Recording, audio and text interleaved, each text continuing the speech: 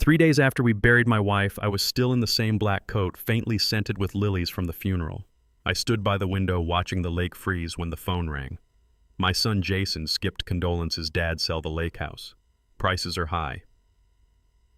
3 days later, my daughter Megan called. Same tone. Move into my basement. We'll get a great offer for the house. 1 week. 2 calls. Both were talking about my home as if I were already gone. I didn't argue. I just looked at the ice and thought, you have no idea what game you've started. Because hidden in this house is a secret my wife left me, one that would shatter their plans. Don't forget to subscribe to the channel and comment where you're watching from. I kept the coat on after I hung up even though the kitchen was warm and the old baseboards clicked as they expanded. The coat had a weight that felt useful. If grief has gravity, the coat gave it a place to land.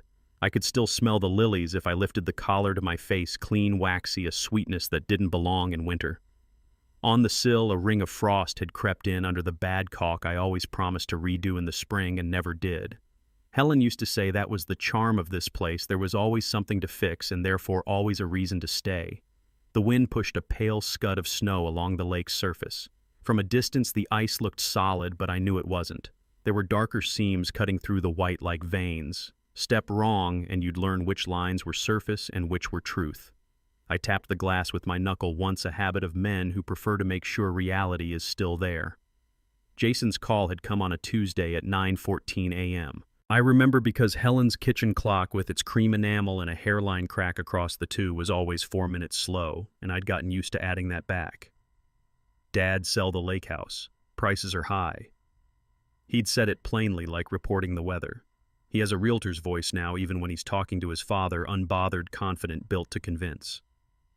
When he was 12 and his baseball team lost in the semifinals, he cried so hard his shoulders shook. He did not like to lose. He learned to hide the shake. Megan's call came on Friday after work. I could hear her keyboard under her words the way you can hear a subway underneath a city proof of motion no matter what's happening at street level. Move into my basement. We'll get a great offer for the house.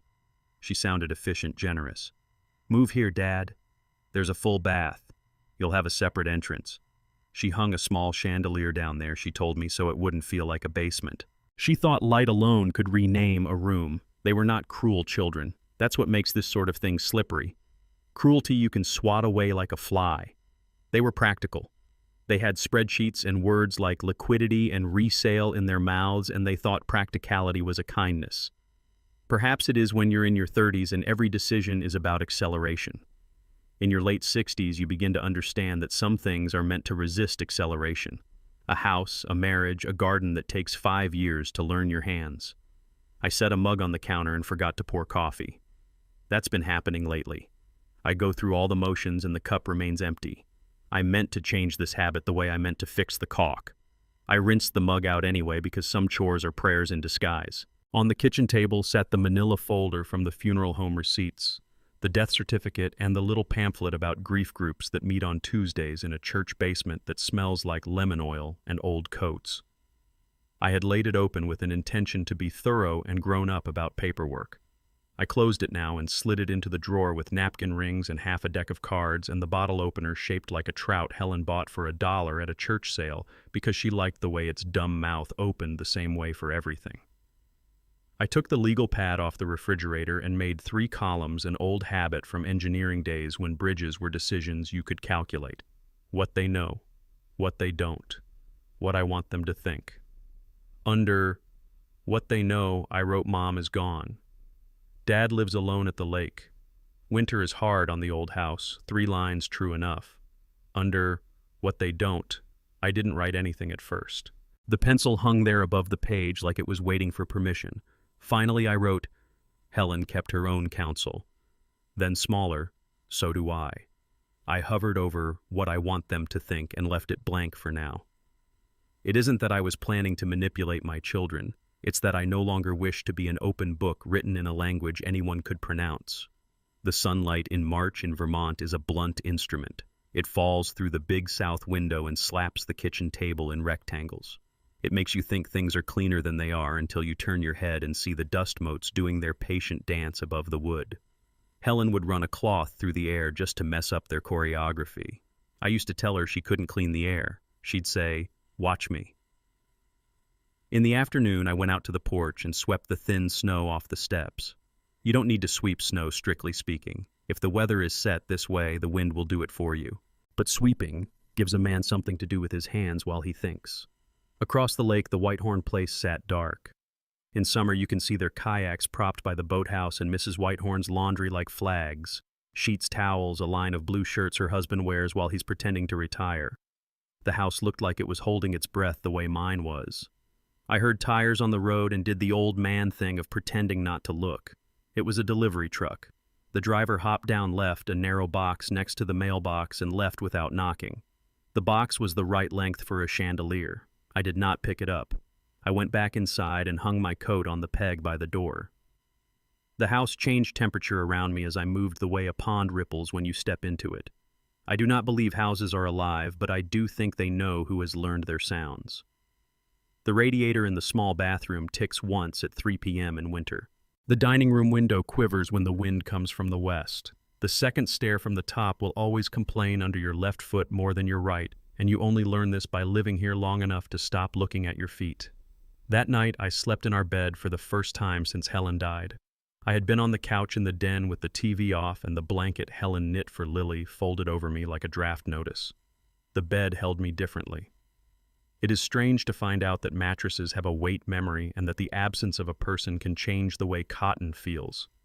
I lay on my side and put my hand out to where she used to sleep the way men in movies do, and I waited to feel stupid. I did not. What I felt was honest. The sheet was cool. The emptiness was not theatrical. It was geography.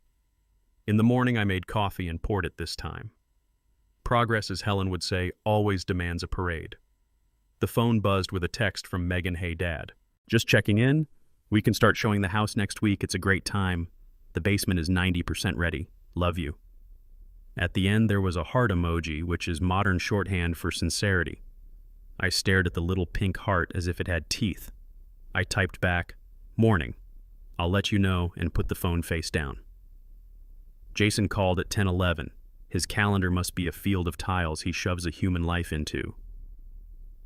Dad. I found a cash buyer, he said.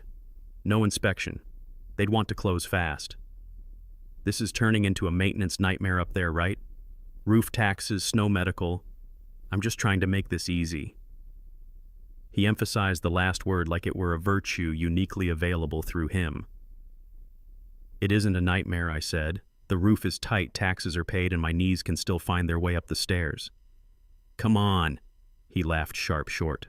Why fight this? You'll be closer to us. Megan's got the basement, and I can come up weekends. We'll take care of you. I'm not a job, I said. He sighed. You're being stubborn, Dad. Sometimes stubborn is what's left of dignity, I said, and he went quiet in a way that told me I had found the seam I meant to find. He said he had a showing to get to, and we hung up like two people who had failed to convince reality to change its mind. After lunch, I took the broom to the mudroom because it was the sort of chore you can half do while thinking about something else. There's a high shelf in there where we keep picnic blankets and the old tackle box with lures too pretty to use. When Helen showed me where she'd put them, she'd said, "Some things are meant to be pretty and useless, Earl. Let them." We rarely disagreed about categories, but I never liked greed in the garage. I like tools to work even if they're not called upon often. I brought the step stool in and climbed up to wipe the dust off the blankets. A small avalanche of paper fell from the top of the shelf and skittered across the floor. Takeout menus, a faded postcard from a cousin in Arizona, 3 coupons from a grocery store that no longer exists, and a narrow navy envelope that slid farther than the rest and lodged against the baseboard. For a full 10 seconds, I didn't move. Not because of any mystical feeling about an envelope that had chosen me, but because I wanted to watch the moment before I had to name it. The envelope had no return address. It was thick enough to resist bending, and paper that resists bending usually contains a truth someone wanted to be durable. There was a single line on the front in Helen's square, careful hand for Earl. Open when you know why.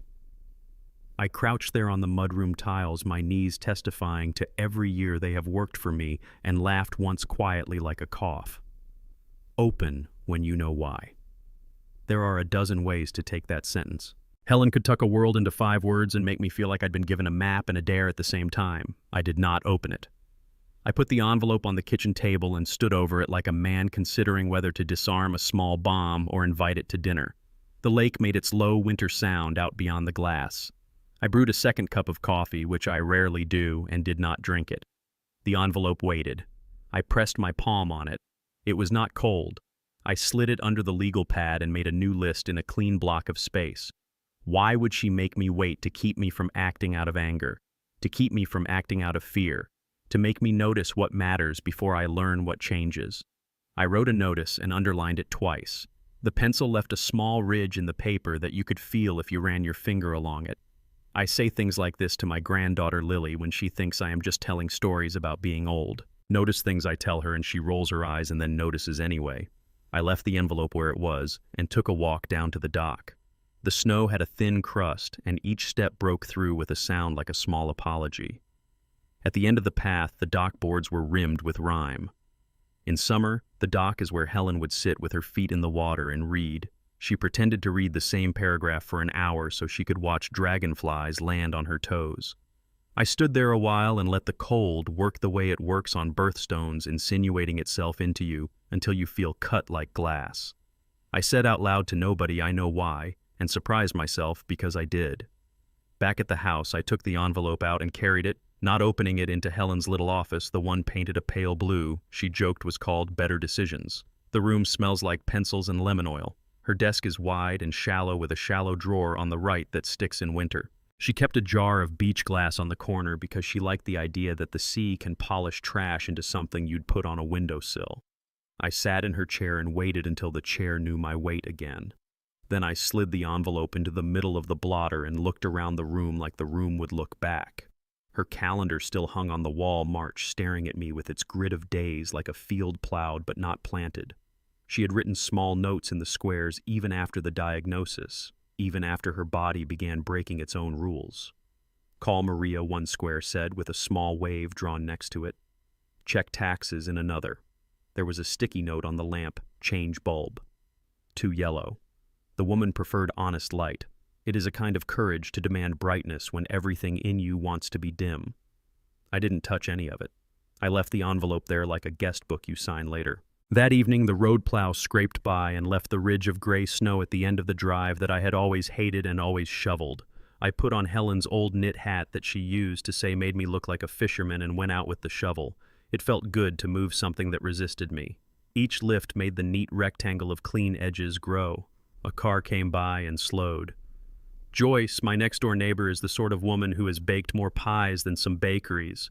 She rolled her window down and leaned. "Earl, honey, go back inside," she said. "You're making the rest of us look bad." She smiled and then sobered. "You need anything, you call me." I mean it. I told her I would. She has said the same thing for 20 years. I have needed salt and a ladder and a hammer and one time a prayer, and she gave all 4. I slept again in our bed and dreamt of a lemon, not a tree, not a branch. Just a single lemon rolling under my palm on a table somewhere that smelled like salt and clean air. On Sunday, Megan arrived without warning. She does that. It is a habit of hers shared with the weather. She came in knocking as she opened the door, Dad. It's me, and set her sunglasses on the console table like a flag planted in a contested zone. She looked neat in a way that cost money, navy coat, silk scarf, boots without a scuff. When Megan was a girl, she used to sit on our back steps and draw the house from different angles, then bring the drawings inside and ask which one we should frame. "You cannot frame a house you live in," I told her once. "It's meant to change." She didn't like that answer. "Coffee?" I asked. "I'm good," she said, and sat at the kitchen table, crossing one leg over the other like a clause being added. Her eyes moved across the room like she was in an open house checking for the kinds of imperfections buyers would accept. "How are you?" I have never liked that adverb, really. It takes simple answers. Hostage. "I'm okay," I said. "Some hours are longer than others." She nodded like she could put that line in a press release. Then she lifted her chin the way you do when changing registers. "Jason says you're resisting." "I am," I said. "To what end?" she asked, not mean, not even impatient. She genuinely wanted the thesis statement. "To the end where I live in my home," I said, "and nobody lists it without me." She leaned forward, palms on her knees. "Dad, the last time I was here, that side door latch stuck." The stairs creaked like they were auditioning for a horror movie. The doc dad, the doc's a lawsuit waiting to happen. What if you fall? What if you slip on the ice? There's work everywhere you look. I could have told her about different kinds of work. The kind that changes a man's sense of himself, and the kind that just moves shovelfuls of snow from one place to another.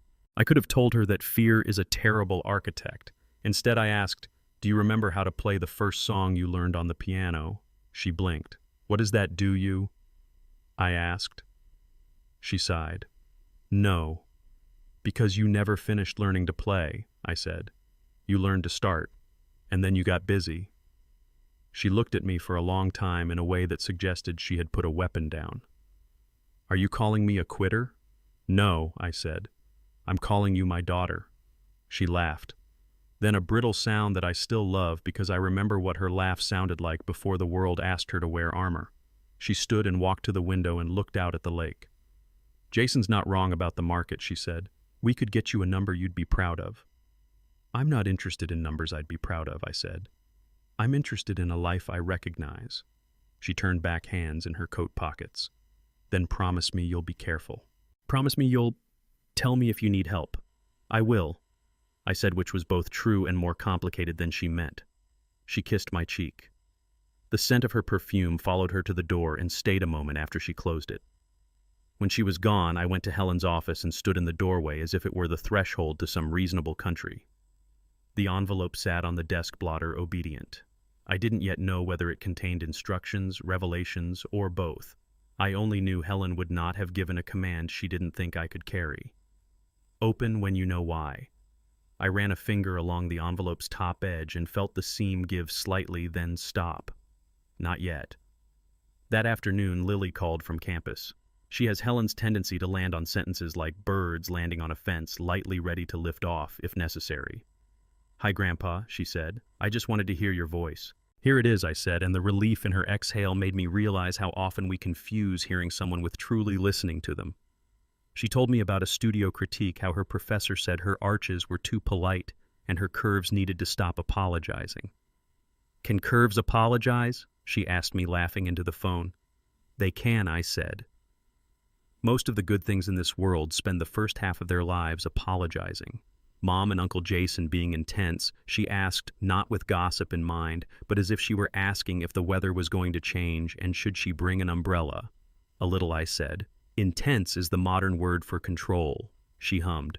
"You okay there?" "I am," I said, and I'm thinking, "Uh-oh," she said. "That's when things get interesting."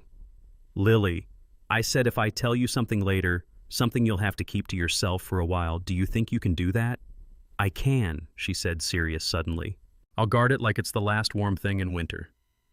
We talked about nothing and everything for 10 more minutes, the cafeteria soup that tried to be chowder and failed, the way the snow piles in Burlington look like strip malls by February, her roommate who loves plants more than people but may be right about both. After we hung up, I sat a long time without moving my hand on the envelope as if it were a stethoscope, and the house was telling me whether it had a heartbeat. Near dusk, I walked the perimeter of the property the way a man walks a fence looking for breaks. The birches had that pale insistence they get in late winter bark peeling back like paper excuses. On the east side of the lot, near the stone wall that pretends it will always stand, I found the small mark Helen had cut into the bark of a sugar maple the year we argued about whether to tap our sap or buy syrup like sane people. The mark had widened with the tree, a soft V. She had told me then, "If we ever get lost up here, look for the V." We used to build our maps out of nonsense. Maybe this is what a marriage is, a set of instructions for a geography no one else has to understand. The moon rose thin and indecisive. I went inside and turned on the lamp in Helen's office, the one that was too yellow. The light made the envelope look warmer than it was. I pulled out the desk chair. Something jammed. I reached under the chair and felt the pebble there. Not a pebble, a button. One of Helen's. Small, mother of pearl, scuffed at the edge. It must have fallen who knows when, and ridden under this chair for how long. I held it in my palm like a coin that had been pressed into service and retired honorably.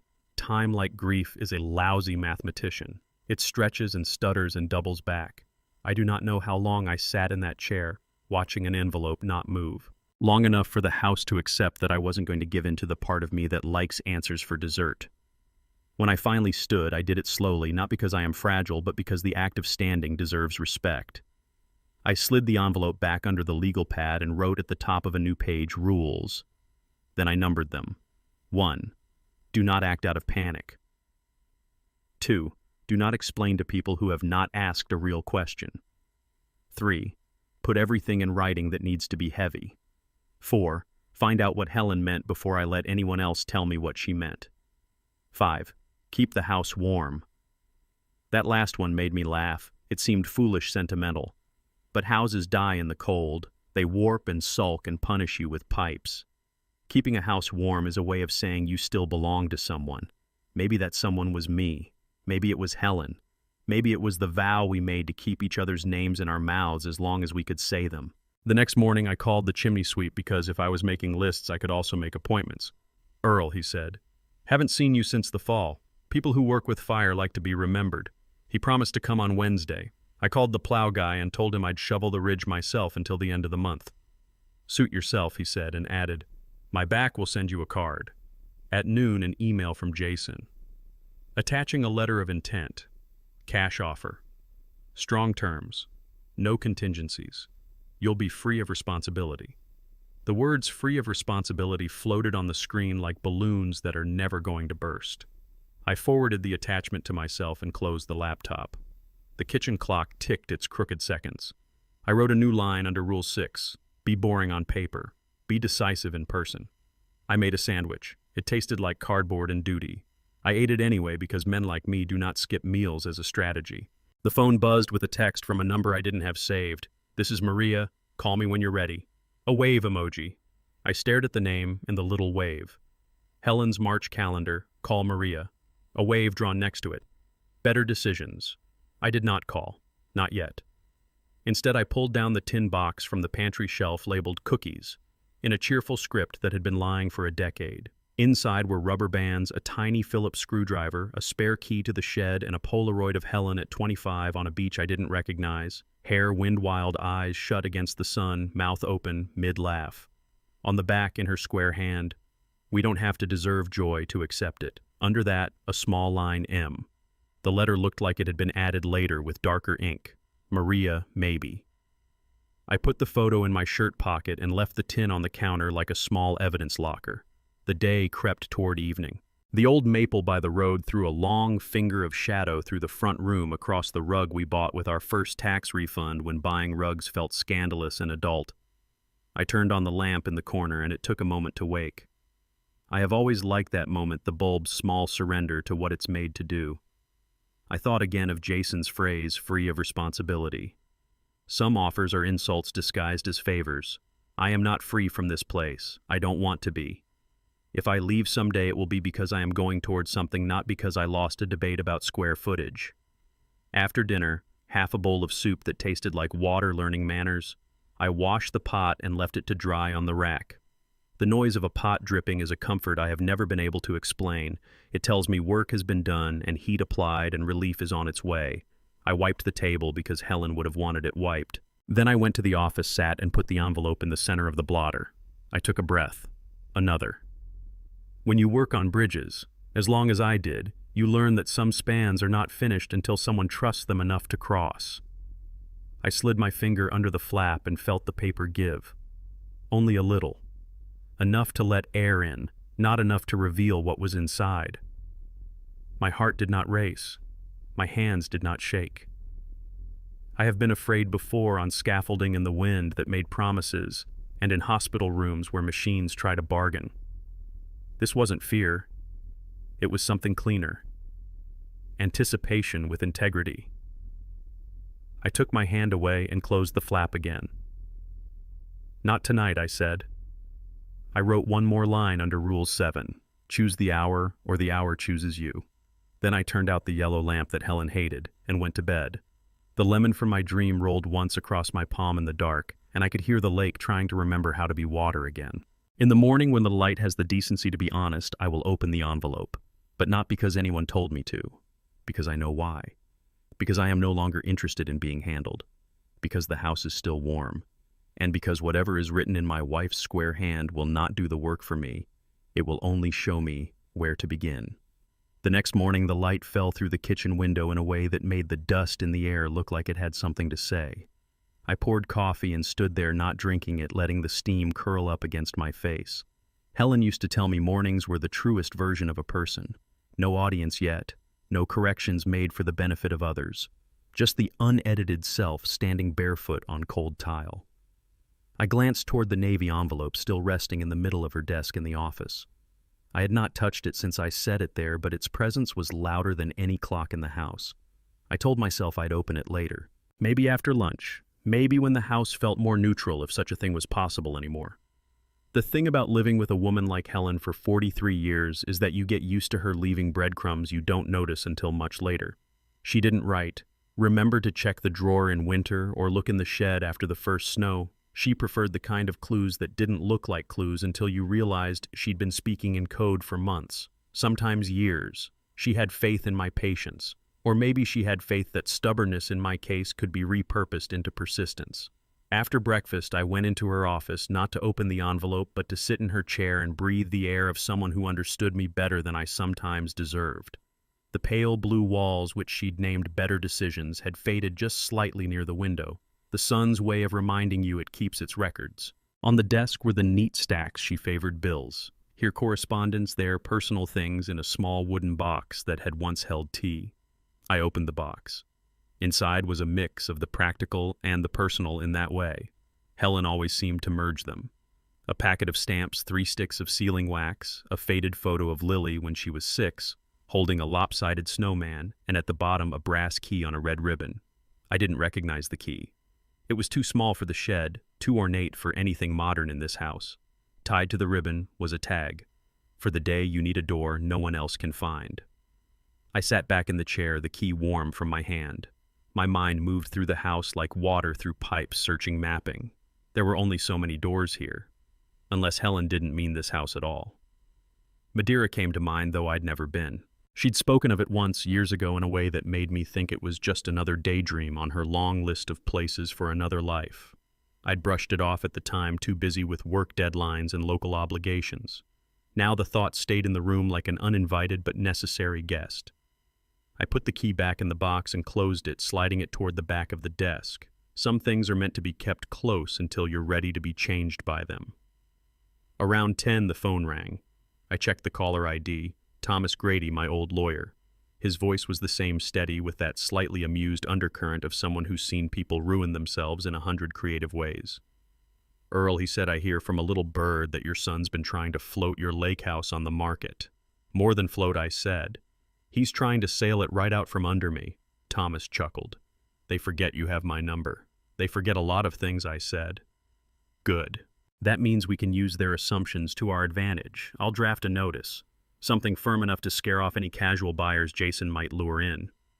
"Appreciate it," I said. "I'm not ready for a fight, but I'm not surrendering the fort either." "You never were," Thomas said. "I'll email you the draft today." When I hung up, I felt a small surge of control return to the room. Not victory, just the sense that the ground under my feet was mine again. I spent the next hour doing what Helen used to call reclaiming the perimeter. It's a habit from my engineering days, walking the edges of a site to understand the terrain before deciding what to build. I started in the living room, checking the windows, straightening a stack of National Geographics Helen kept for the maps inside. In the hallway, I passed the wedding photo we'd never bothered to frame properly, still clipped into the cardboard folder from the photographer. Helen had liked it that way, as if it wasn't finished yet. By the time I reached the back bedroom, I realized I was tracing her presence more than inspecting the house. Every drawer, every shelf had her handwriting on it somewhere, labels, notes, little reminders in the margins of old receipts. That's when I saw it in the corner of the closet under an old wool blanket, a navy blue shoebox. I pulled it out and sat on the edge of the bed. Inside were postcards, dozens of them, all from Madeira. Some were addressed to her, some blank. The ones addressed to her were from Maria Duarte. The handwriting was loose, confident. Most had no date, just short lines like, "The sea is calm today, wish you were here," or "Found a place you'd love, all wood and light." At the bottom of the stack was one addressed to both of us, never sent. It read, for the day you're ready to see what we've been building for you." I leaned back, shoebox in my lap. This was no casual vacation, friend. Maria was a thread in a tapestry Helen had been weaving without telling me. Not out of malice, out of design. I put the shoebox on the bed and went to the office for the envelope. The two items, the envelope and the shoebox, felt like pieces of the same puzzle, but I wasn't ready to fit them together yet, not until I understood the edges. Around noon, I made a sandwich and ate it standing up in the kitchen. That's when the phone buzzed. A text from Megan: "Basement's ready anytime you are. Just thinking about you." I stared at the message for a while before typing back, "Thanks. I'm good here for now." No response. The silence was its kind of pressure. In the afternoon, I called Lily. She answered on the second ring, her voice bright but edged with fatigue. "Hey, Grandpa. You sound like you're thinking about something dangerous." "Dangerous for who?" I asked.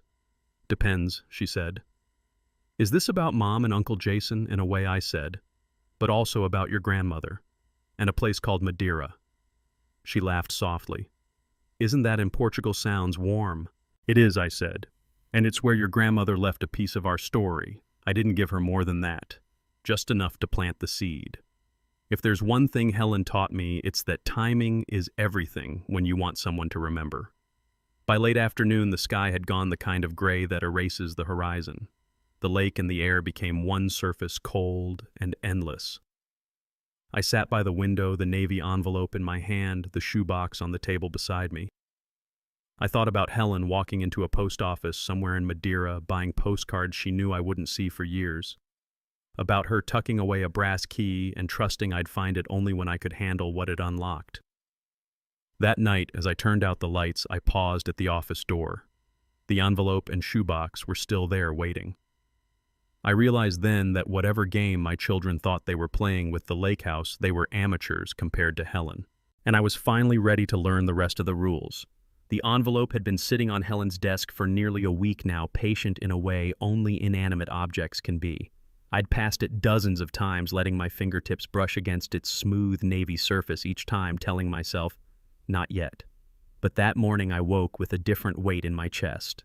Not grief exactly. Grief had its texture heavier and less negotiable. This was something sharper. Purpose. I made coffee black and carried it into the office. The light was thin through the frosted glass of the window, pooling on the desk like it had been waiting for this moment. I reached for the envelope and slid my thumb under the flap. Inside were 3 items: a folded letter in Helen's handwriting, a slim packet of legal documents, and a small slip of paper with a string of numbers that looked like an account code. I went for the letter first. "Earl, if you're reading this, it means I'm not there to say things out loud anymore. You've always been steady, even when the ground under you wasn't. I've kept something aside somewhere they can't touch, not because I thought you'd ever lose this house, but because I knew the day might come when the people you love forget what you've given them. The house in Madeira is in your name alone. Maria knows every detail.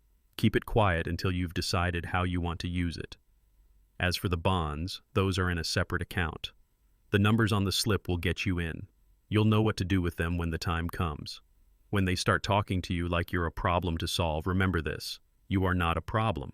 You are the foundation they've been standing on all their lives. And foundations don't beg to be kept. They decide what gets to stay. H. I read it twice, my eyes stopping at that last line. Foundations don't beg.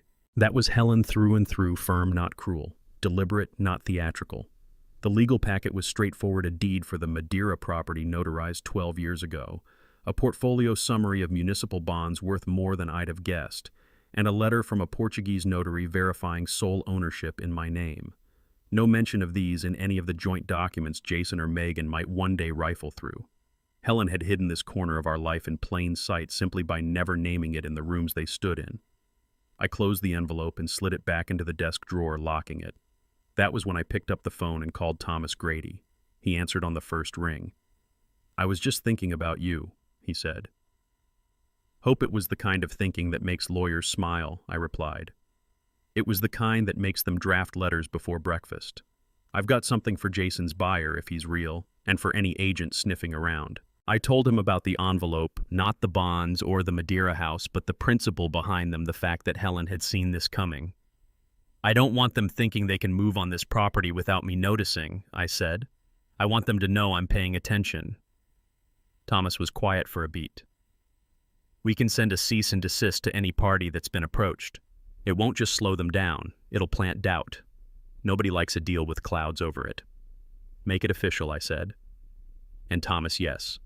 Copy Jason and Megan. He gave a low whistle. That'll get you some phone calls.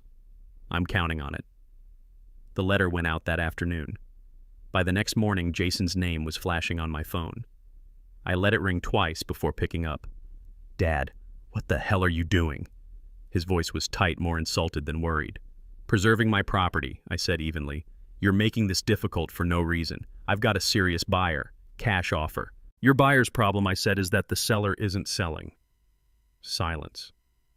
Then, you can't live out there forever, Dad. The winters I've made it through 67 of them. This one won't kill me. You're being stubborn. That's one way to see it. What's the other way? That I'm the owner. And that ends the conversation. I heard his exhale sharp through the receiver. Fine. But don't expect me to come running when you need help. I'll be sure not to. We hung up. 10 minutes later, Megan called.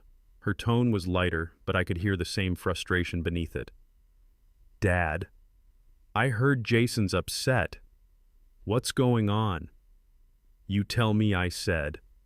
I just think it's time you had less to manage. That house is a lot of work. It's work I choose. I'm only saying I know what you're saying, Megan. I'm just telling you I'm not interested. She sighed. You've always been like this, holding on to things. Some things are worth holding on to. There was a pause. Then she shifted tactics. Well, my offer still stands. The basement's yours whenever you're ready. I'll keep that in mind, I said, and hung up. After those calls, the house felt different. Not heavier, sharper, like the edges had been sanded down for years and were now showing again. I spent the afternoon writing a letter of my own, one that wasn't meant for Jason or Megan. It was for Lily. I told her the lake house was staying in the family, but not in the way her mother or uncle imagined. I didn't mention Madeira yet, just that her grandmother had left something special, and that one day she and I would take a trip together to see it. I mailed it the same day, a seed planted in a quieter garden. That night I sat by the fire with Helen's letter again. The firelight caught the loops of her handwriting the way she always slanted her ease. I could hear her voice in the pauses, the emphasis on certain words. She'd written it for a moment when I might feel cornered, and reading it now I realized she'd given me more than instructions. She'd permitted me. Permission to play the long game. 2 days later, Thomas called again. You'll be happy to know the serious buyer has withdrawn. Didn't like the uncertainty. I smiled into the phone. One down, and Jason Thomas asked, He'll stew. That's fine. Stewing people reveal themselves. You've got something planned, he said. I've got time, I replied. I started to make small changes after that. Little reinforcements. Called the county clerk to ensure all property tax records were up to date. Reviewed the insurance policy. Checked the locks, replaced the 2 oldest ones. Not because I expected an actual break-in. Jason and Megan wouldn't stoop that far. But I'd learned over the years that the best defense is to leave no cracks for water to seep in. Not physical water, not metaphorical. One evening I pulled out the brass key from the tea box in Helen's desk, held it in my palm, felt its weight. It was the size of possibility, small enough to lose, big enough to change everything. I thought about calling Maria right then, but decided against it. Not yet. Let the currents in Boston and New York swirl a little longer. Let Jason and Megan think they'd hit a wall they couldn't climb. Because what they didn't know was that the wall was just the first part of the structure. Behind it, there was an entire landscape they couldn't even see. By the end of the week, I had the legal side buttoned down tight. The lake house wasn't going anywhere without my signature, and my signature wasn't going anywhere without my say-so. But I knew this was just the opening move. Jason's ambition wasn't the kind that gave up after one blocked shot. And Megan's persistence, quieter but just as firm, would find other ways to try to convince me. That was fine. Let them come. I'd built bridges in storms before. I knew how to hold a line until the other side ran out of rope. I stood at the window that night looking out at the ice stretching across the lake. Somewhere under that frozen surface, water was still moving. Quiet. Patient. Waiting for the right season to break through. So was I. The sky the next morning was the color of a bruise that had decided not to tell anyone how it got there. March does that here light that looks like it's recovering from something. I stood in the doorway of the hall closet with a pad of sticky notes and a black marker and told myself this wasn't pettiness. Pettiness is loud. This would be quiet, clear. The closet still called itself a linen closet, though it had been a museum for 20 years, shelves stacked with the soft evidence of a family that used to occupy every room at once. Helen's quilts, the good guest sheets with the tiny blue flowers she pretended to hate. A box labeled camping that hadn't left the house since Lily was 8 and convinced she could befriend a raccoon. On the top shelf, tucked behind a stack of beach towels, was a shoebox with masking tape across it in my block handwriting from another decade. Jason, school. I set it on the hall runner and kept going. Megan's things had a way of pretending they were part of the architecture, a hat box her freshman roommate called aspirational, a portfolio case with a broken zipper, a small wooden crate stenciled with Megan's room in a child's hand, I recognized as my own from a summer when neat labels felt like love. Above the crate, a flat box held the yellowed sheet music for Für Elise. I could hear the first 8 bars in the bones of the house. I brought everything to the dining table and built 2 islands, Jason to the left, Megan to the right. The table is heavy oak. We bought it the year Jason refused to eat anything that wasn't the color of football leather. I ran my hand along the edge and found the little notch where a moving man had knocked it against the doorframe in '98 and apologized as if he'd insulted a person. Helen had said, "Don't worry, that's how it learns our story." I opened Jason's box first. The smell reached up paper dust, a whiff of whatever they put in trophy cases to make your past feel like a museum. On top, a stack of baseball cards he'd once sworn would fund his future. Barry Bonds, Ken Griffey Jr., a rookie card in a plastic sleeve he'd guarded like a relic. Beneath that, a leather belt from his first suit, the one we bought off the rack when he thought a jacket could take the place of patience. A photo of him at 14 with a bat too heavy for his wrists and that half-feral grin boys wear when they think they've already become men by wanting to. I set the cards to one side, the belt to the other, and kept digging. His high school diploma. The tassel in a sandwich bag pressed flat. I remembered the day June Heaton's speeches about horizons. Jason's name was mispronounced by a vice principal who never learned anyone's names correctly unless their parents were on the booster board. I took a sticky note and wrote in my neat print, "Yours. Keep it." I stuck it to the diploma's corner. Next, a little tin. I opened it and laughed baby teeth. We'd told him the tooth fairy kept books with ledgers, and we had to deposit the teeth to get the dollar. He'd believed us until he was 11 and too proud to ask questions. I held one up and felt ridiculous and holy. How does a man hold a piece of what used to attach him to a boy? I set the tin back closed. At the bottom of the box, wrapped in tissue, was the leather jacket I'd given him when he turned 19. He'd looked in the mirror and tilted his chin like a man auditioning for the part of someone who doesn't need advice. The jacket smelled faintly of cologne and old nights. I slipped my hand into the pocket and found a folded bar napkin with a phone number and a name I didn't recognize. Time has a sense of humor. Megan's stack opened quieter. Her sketchbook's elastic band tired out a graphite smudge on her thumbprint worn into the cover. I paged through. The house from 3 angles, Helen in profile, sitting on the back steps reading. Jason's truck, the week he loved it. The lake in November as a blunt line. Her piano books had pencil notes, slow here. Don't rush a small heart next to a measure, she told me once, felt like remembering someone. I lifted the scarf Helen knit for her in a shade of blue they'd argued about for a whole Saturday. "This isn't my color," Megan said. "It will be," Helen answered, and later when the winter light hit her daughter's face just right, it was. I wrote a note for Megan, too, on the top page of her oldest sketchbook, "What you finish is yours. What you leave here isn't." I didn't mean it as a scolding. I meant it as a boundary, which is a kinder kind of sentence than no if you say it with love. When the piles were made, I went to the garage to find clean boxes. The garage is a machine of its own. Every tool on its peg, the push broom hung high, a coil of orange extension cord, looped with the attention you give a snake you trust. I brought 3 medium boxes into the house and lined them with old newspapers I saved because I never learned how to throw out a headline. I packed Jason's things carefully, the cards face up as if they needed air, the diploma on top, the jacket folded like a story that isn't over yet. For Megan's sketchbooks, the hat box with nothing useful in it except the memory of her turning modeling asking if the angle looked right. The piano books stacked in order of ambitions, smallest on top. I labeled each box with a Sharpie in block letters. Jason, personal, return, and Megan, personal, return. I wrote fragile in the corner because memory cracks if you toss it too hard. When you're a man my age, people will tell you you're making a point for drama. What I was making was a delivery. Points argue. Deliveries clarify. I called a local courier service, not a big company with a tracking app that sends confetti when your box moves 2 counties over. A 3-truck outfit run by a man named Rodriguez who's built like the good end of a day's work. He answered on the second ring. Rodriguez. This is Earl Whitaker out on Miller Point. I know the house, he said. You need a pickup. 2 boxes for my son in Boston. 1 for my daughter in Manhattan. Delivered to the door. Photographs as proof. Ask for a signature. If they won't sign, photograph the box at the threshold. He whistled softly. Complicated family.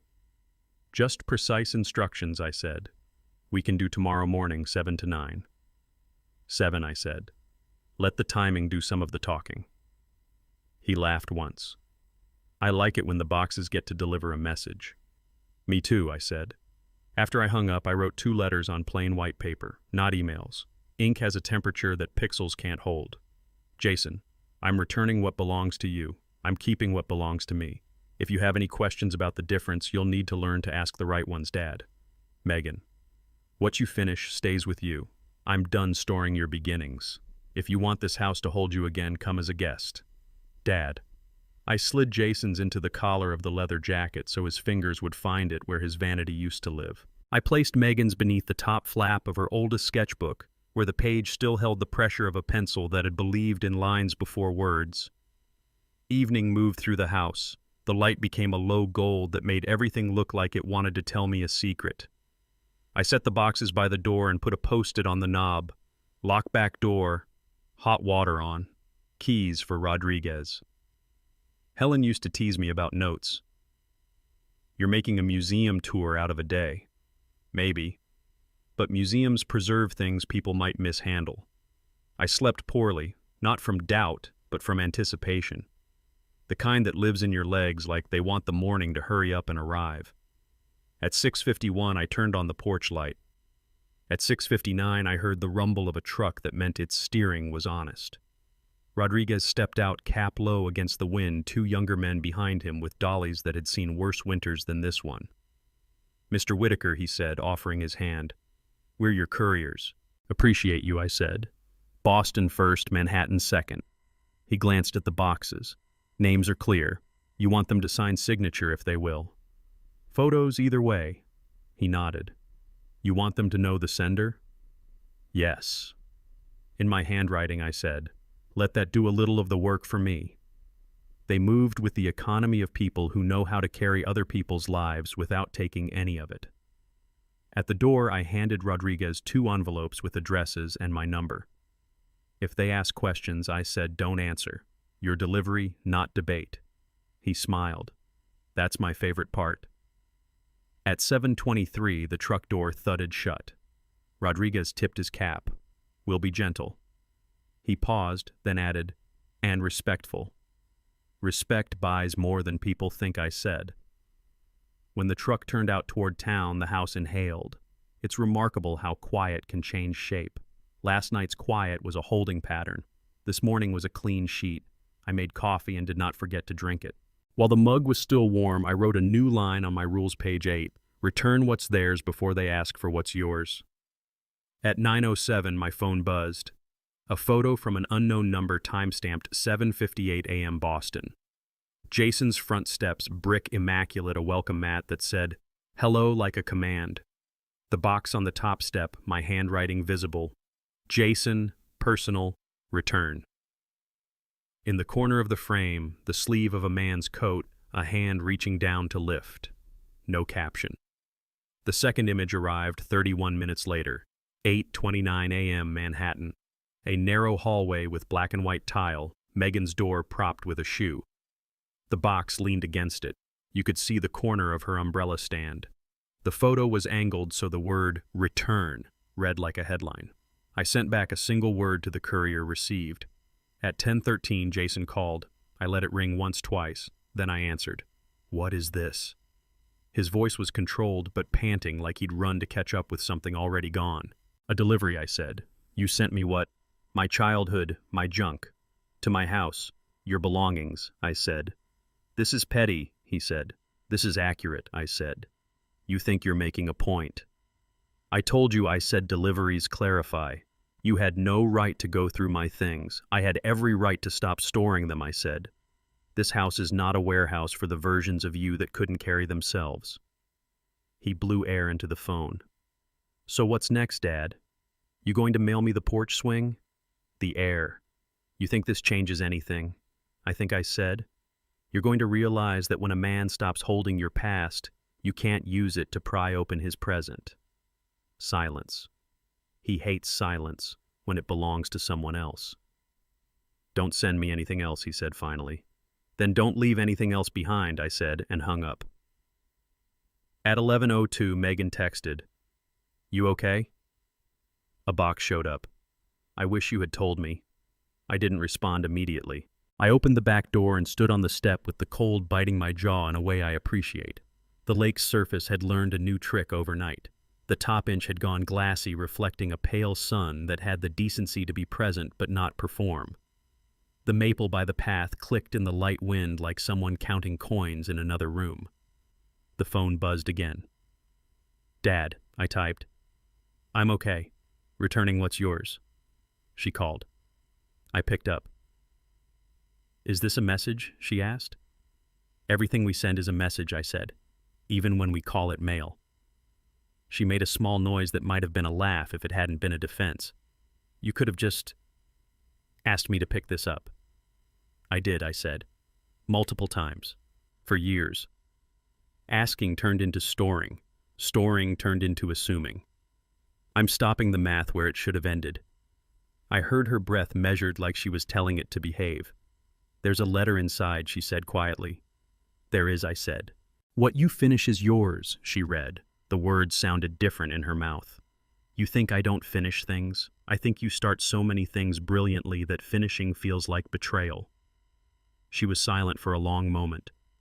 That's almost kind, she said, and it still hurts. Maybe it should, I said gently. Pain is a teacher Helen trusted. She never liked him, but she trusted him. I found the scarf, she said, changing subjects and not. It's bluer than I remember. She said it would be. I said, Dad. She breathed soft as a match being struck. Are you leaving? Not the house, I said. Not today. That's not what I asked. I know I said. And for the first time in this whole long winter, I allowed myself the mercy of not explaining everything I understood. After we hung up, I sat at the kitchen table and laid my palms flat on the wood that had held 1,000 meals and 3 big decisions. I thought of Helen's letter. Foundations don't beg to be kept. This table was a foundation. The house, the marriage, the role I had agreed to play in our family without auditioning for its supporting beam occasional storm wall quiet room at the end of the hall where Sense lived. At noon, Joyce knocked with the back of the hand tap she uses when she's not sure if she's interrupting. I opened the door. She held a pie tin under a towel. Don't ask me what kind, she said. I get offended when people try to guess. Then I'll be grateful first and accurate later, I said, and she smiled. She looked past me at the clear spot by the door where the boxes had been. Joyce is the type who sees everything and only says the part you're ready to hear. You cleared some space, she said. I did. Feels good. Feels like folding a map along the right crease, I said. Good, she said. Maps packed wrong get torn. She set the pie down, touched my forearm. You call if the map tries to fold you.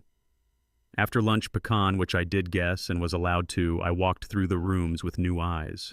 It's amazing what absence does for the view.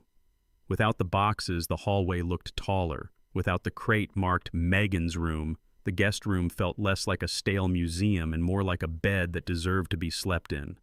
I opened the windows for 10 minutes and let the air behave like it was designed to. The house was approved.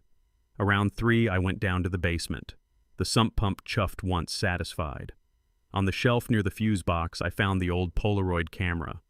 I blew dust off it and smiled at my silly self. No film. Next to it, a cigar box with Lily written in a 13-year-old's mournful loops. Inside, a collection that told on her, a feather, a foreign coin, a ticket stub from a local theater where she'd leaned her head on Helen's shoulder and whispered, "Do all stories end where they should?" I'd whispered back, "Only the ones that know their stories." Underneath, a scribbled list titled, "Plans Learn to Build Arches. Make a lemon pie like Grandma. See a place where the water smells different." I put the list in my wallet. It felt like permission. At 4:37, a text from Rodriguez. A photo of Jason's signature on a delivery slip, his name big, impatient. Then another Megan in a neat script received by M. Carter. Under the second photo, Rodriguez had typed, "Done." Felt like the right kind of work. It was, I wrote back. At dusk, the phone rang. Jason again. I almost didn't answer. Then I thought, let him show me who he wants to be today. "You're serious about this," he said without preamble. "I am," I said. "You think boxes change the fact that you can't maintain that place forever?" "Nothing changes the fact that time keeps its calendar," I said. "But I choose what fills the days." "You're going to end up alone," he said, as if he were promising me weather. "I've been alone," I said. "The kind that has a person still in the room and gone anyway. This kind is cleaner." He didn't like that. "So what the next step is, you disown us, put the house in some trust nobody can touch, run off to Florida." "Florida doesn't have the right water," I said, and he barked a small laugh despite himself. "Look," he said, weary now, the sound of a man out of rehearsed lines. I don't want to find out something happened to you because you were too proud to admit you needed help." "I'm not too proud," I said. "I'm too old to confuse control with care." "That sounds like something Mom would say," he muttered. "It does," I said. "You should listen to it." We didn't say goodbye so much as we put the phone down at the same time. I didn't take the call as a surrender. I took it as a man noticing he'd pushed against something that wouldn't move and discovering that didn't ruin his day. Night settled without ceremony. I washed dishes with the radio off. In the quiet, the thought came simple as a street sign. I had been storing more than boxes. I had been storing outcomes for my children, absorbing their unfinishedness, holding their might-be's so they could travel light. Helen had let me do it because she understood love as a series of small leverages you apply where it matters most. But love has to mature when you can't carry it the old way. I went to Helen's office and found the brass key again. I laid it on the blotter next to the navy envelope and the shoebox of postcards. 3 objects, 1 story. I traced the edge of the key. I pictured a door somewhere that fit it, a lock that would recognize it, a house with white walls and light the color of lemons rolled under a palm, a woman named Maria who knew how to tell the truth softly. On my rules page, I added a 9th line 9, "Return the weight you're not meant to carry, or it will decide for you what to drop." The next morning I woke with a steadiness that didn't need to prove itself. I shaved with the sandalwood soap Helen used to love, and for the first time since she died, the mirror didn't feel like an accusation. I made coffee, drank it while it was still hot, and walked to the window. The lake had a new seam down the middle where the ice was thinking about giving up its stubbornness. A crow on the birch announced nothing in particular and was satisfied. On the table my phone buzzed. A photo from Megan. The scarf around her neck blue and ridiculous and perfect. Her face was half in frame, eyes red in a way she hadn't edited. The caption, "Practicing." Then another message from a number with a country code I did not recognize. "This is Maria. When you are ready to stop storing everyone else's winters, come see our spring." I smiled like a man who had been forgiven by a geography. I wrote back, "Soon, but not before Sunday. Not before a pie with Lily that tastes like a decision. Not before one more walk of the perimeter with a pencil in my pocket to write down the things that needed to be done and the ones that didn't deserve to be called work anymore." At noon, I called Rodriguez to thank him again. He said the kind of thing only men who move boxes for a living understand. When you send something to the right address, the house it leaves finally gets quiet. "Mine did," I said. "Good," he said. "Then that was the point." After we hung up, I took out 2 sheets of paper and wrote the addresses I'd been avoiding writing down Jason's and Megan's in my hand on a lined sheet I folded and slipped into the drawer labeled important, with no other explanation. If someday someone needed to know where I decided to stop storing them, I wanted it on paper in black ink written by the man who finally learned to label the map correctly. Late afternoon, the sun found a way through the clouds like a tired parent making it to the school play for the last act. The kitchen was filled with a stubborn gold. I set the kettle on, not for tea, just for the sound. I like water that remembers it has another form. I went to the office, sat, and pulled the navy envelope, the shoebox, and the brass key into a neat row. Returning what's theirs, I said aloud, means going where mine is. I opened the shoebox and took the postcard at the bottom again, the one addressed to both of us, never sent. For the day you're ready to see what we've been building for you. I turned it over. In tiny letters on the corner, a number, plus 351. A phone. How many years had this been waiting? How many chances had I missed because I thought storage and stewardship were the same job I dialed? The ring sounded different longer, as if it had to cross a room full of light to reach a person. A woman answered in a voice that carried the smile before the words. "Senor Whitaker." "This is Earl," I said. "Ah," she said, and the syllable rolled like a small wave over stones. "Then the map is right." We didn't speak for long. She did not oversell the sun. She did not promise answers.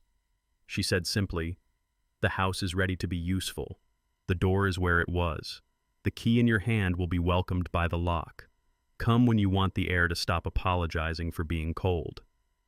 After I ended the call, I put the key back down and realized my hands were steady.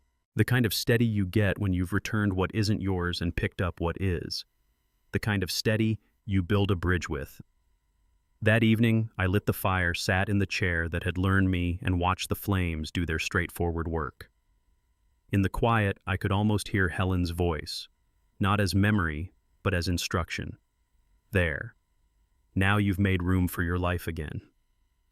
It was a Tuesday when they came, the kind of late winter Tuesday where the air outside is brittle enough to crack, but the lake still holds its ice like a stubborn secret.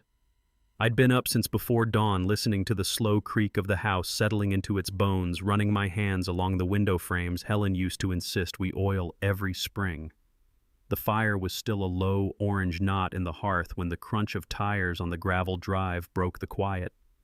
Jason's truck, Boston plates dusted with salt from the turnpike, pulled in first. Megan's black SUV followed, idling behind him like a shadow that didn't want to commit.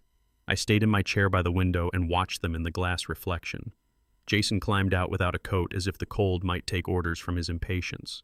Megan's heels clicked against the ice patches on the walk.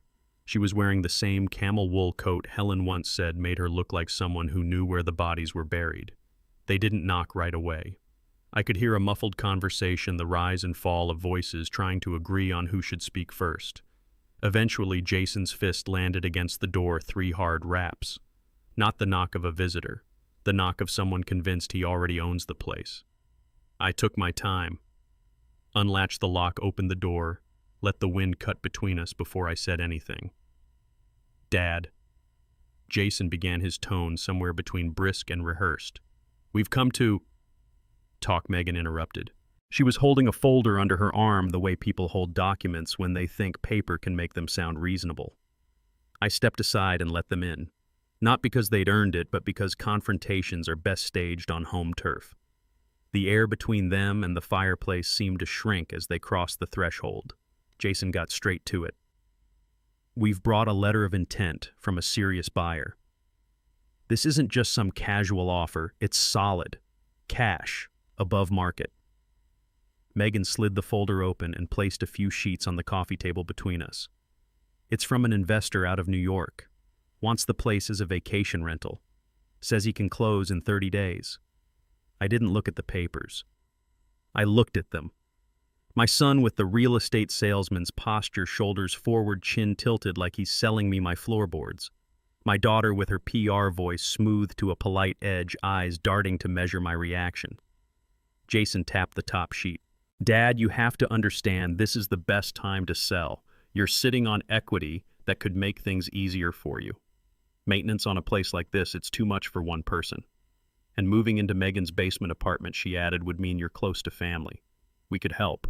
Keep an eye on you. I leaned back in my chair, letting the fire's warmth claim my side. Maintenance is under control. Taxes are paid. No mortgage to worry about. I don't need easier. I need mine. Jason's jaw twitched. You're being stubborn. Stubborn, I repeated, tasting the word. That's one way to say it. Another way is clear. Megan tried again, her voice softening. Dad, it's not just about you. The value of this house, it's part of the family's future. You could pass down more in cash than you can in an old property by a frozen lake. I let the silence stretch. The kind of silence Helen once said makes people fill it with things they didn't plan to admit. And right on cue, Jason sighed. Look, he said, we've already spoken to a lawyer. There are ways, guardianship, joint ownership, that could make the sale happen, even if you're hesitant. There it was, the edge beneath the politeness, the part they'd kept sheathed until now. I leaned forward, resting my elbows on my knees. You want to know the truth? I paid off this house 10 years ago. Every board, every nail, every shingle bought and kept without owing a cent to anyone, and I'm not behind on a single bill. So whatever your lawyer told you about prying this place out of my hands, you can forget it. Megan's eyes flicked to Jason. He shrugged, the unspoken told you so passing between them like a private code. Jason's voice sharpened. Dad, you're making this harder than it has to be. That's because you're trying to measure my life in square footage and market trends, I said.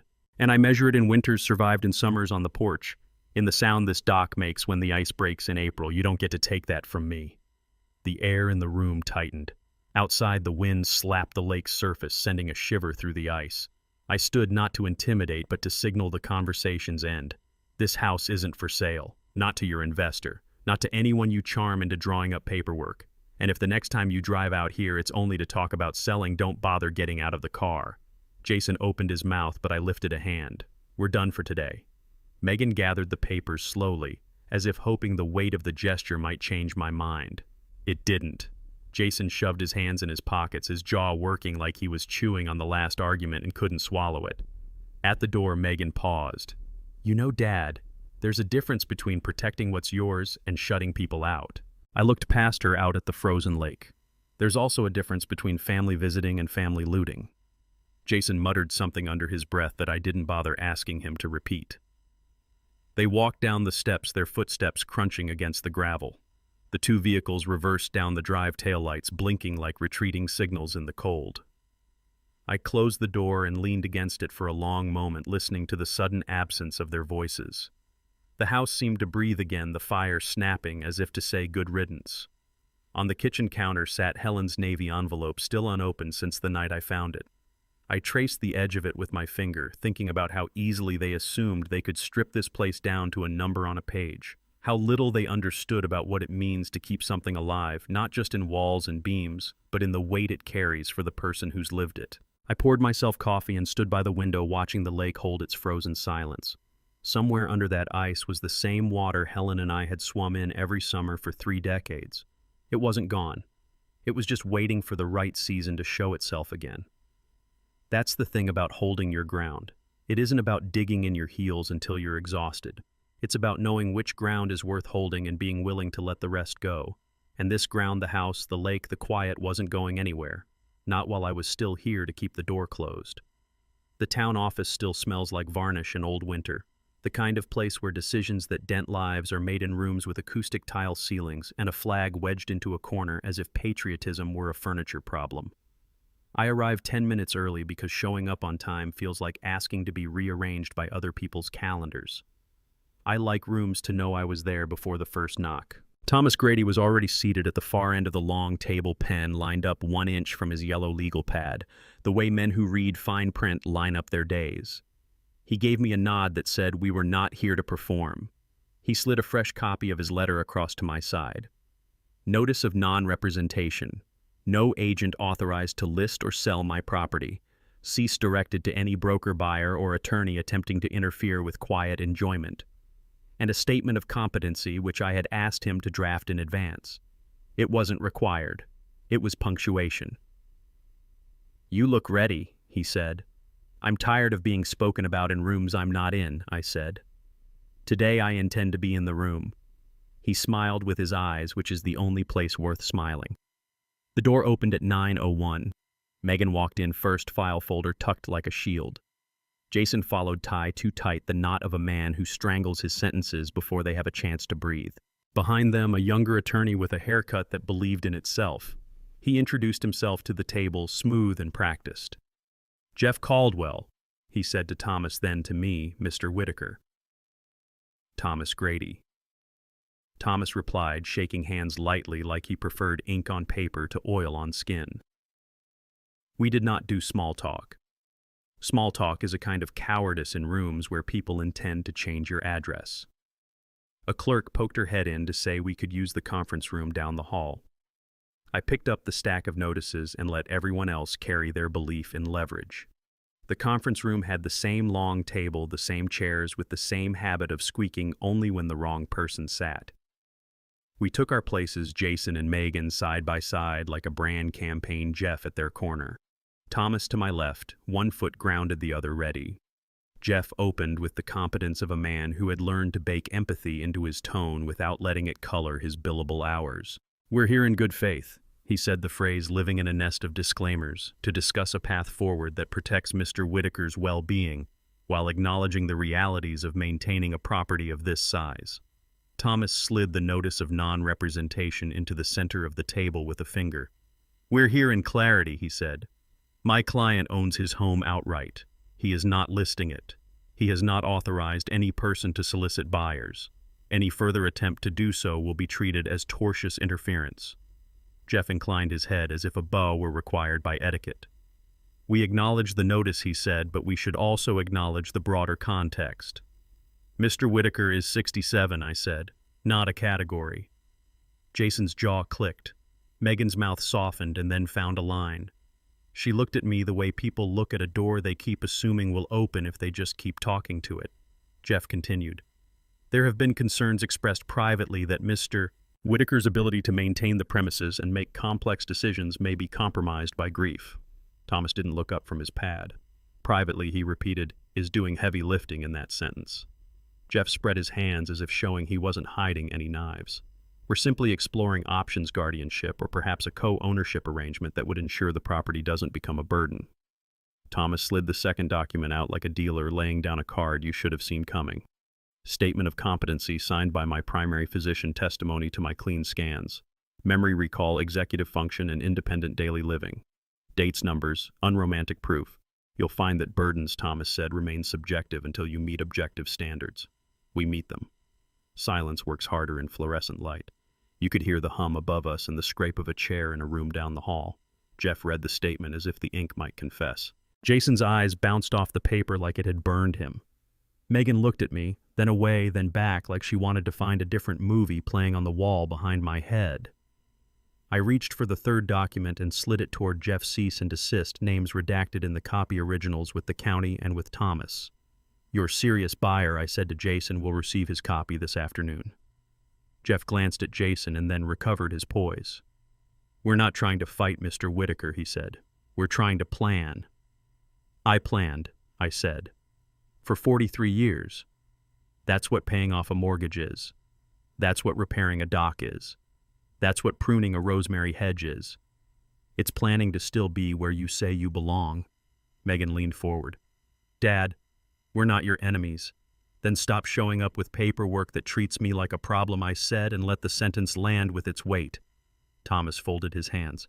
"There is a second matter," he said neutrally, looking down at his notes like we were simply reading the agenda. "Threats, however vague, about petitioning for guardianship. Those calls were recorded with notice under Vermont law.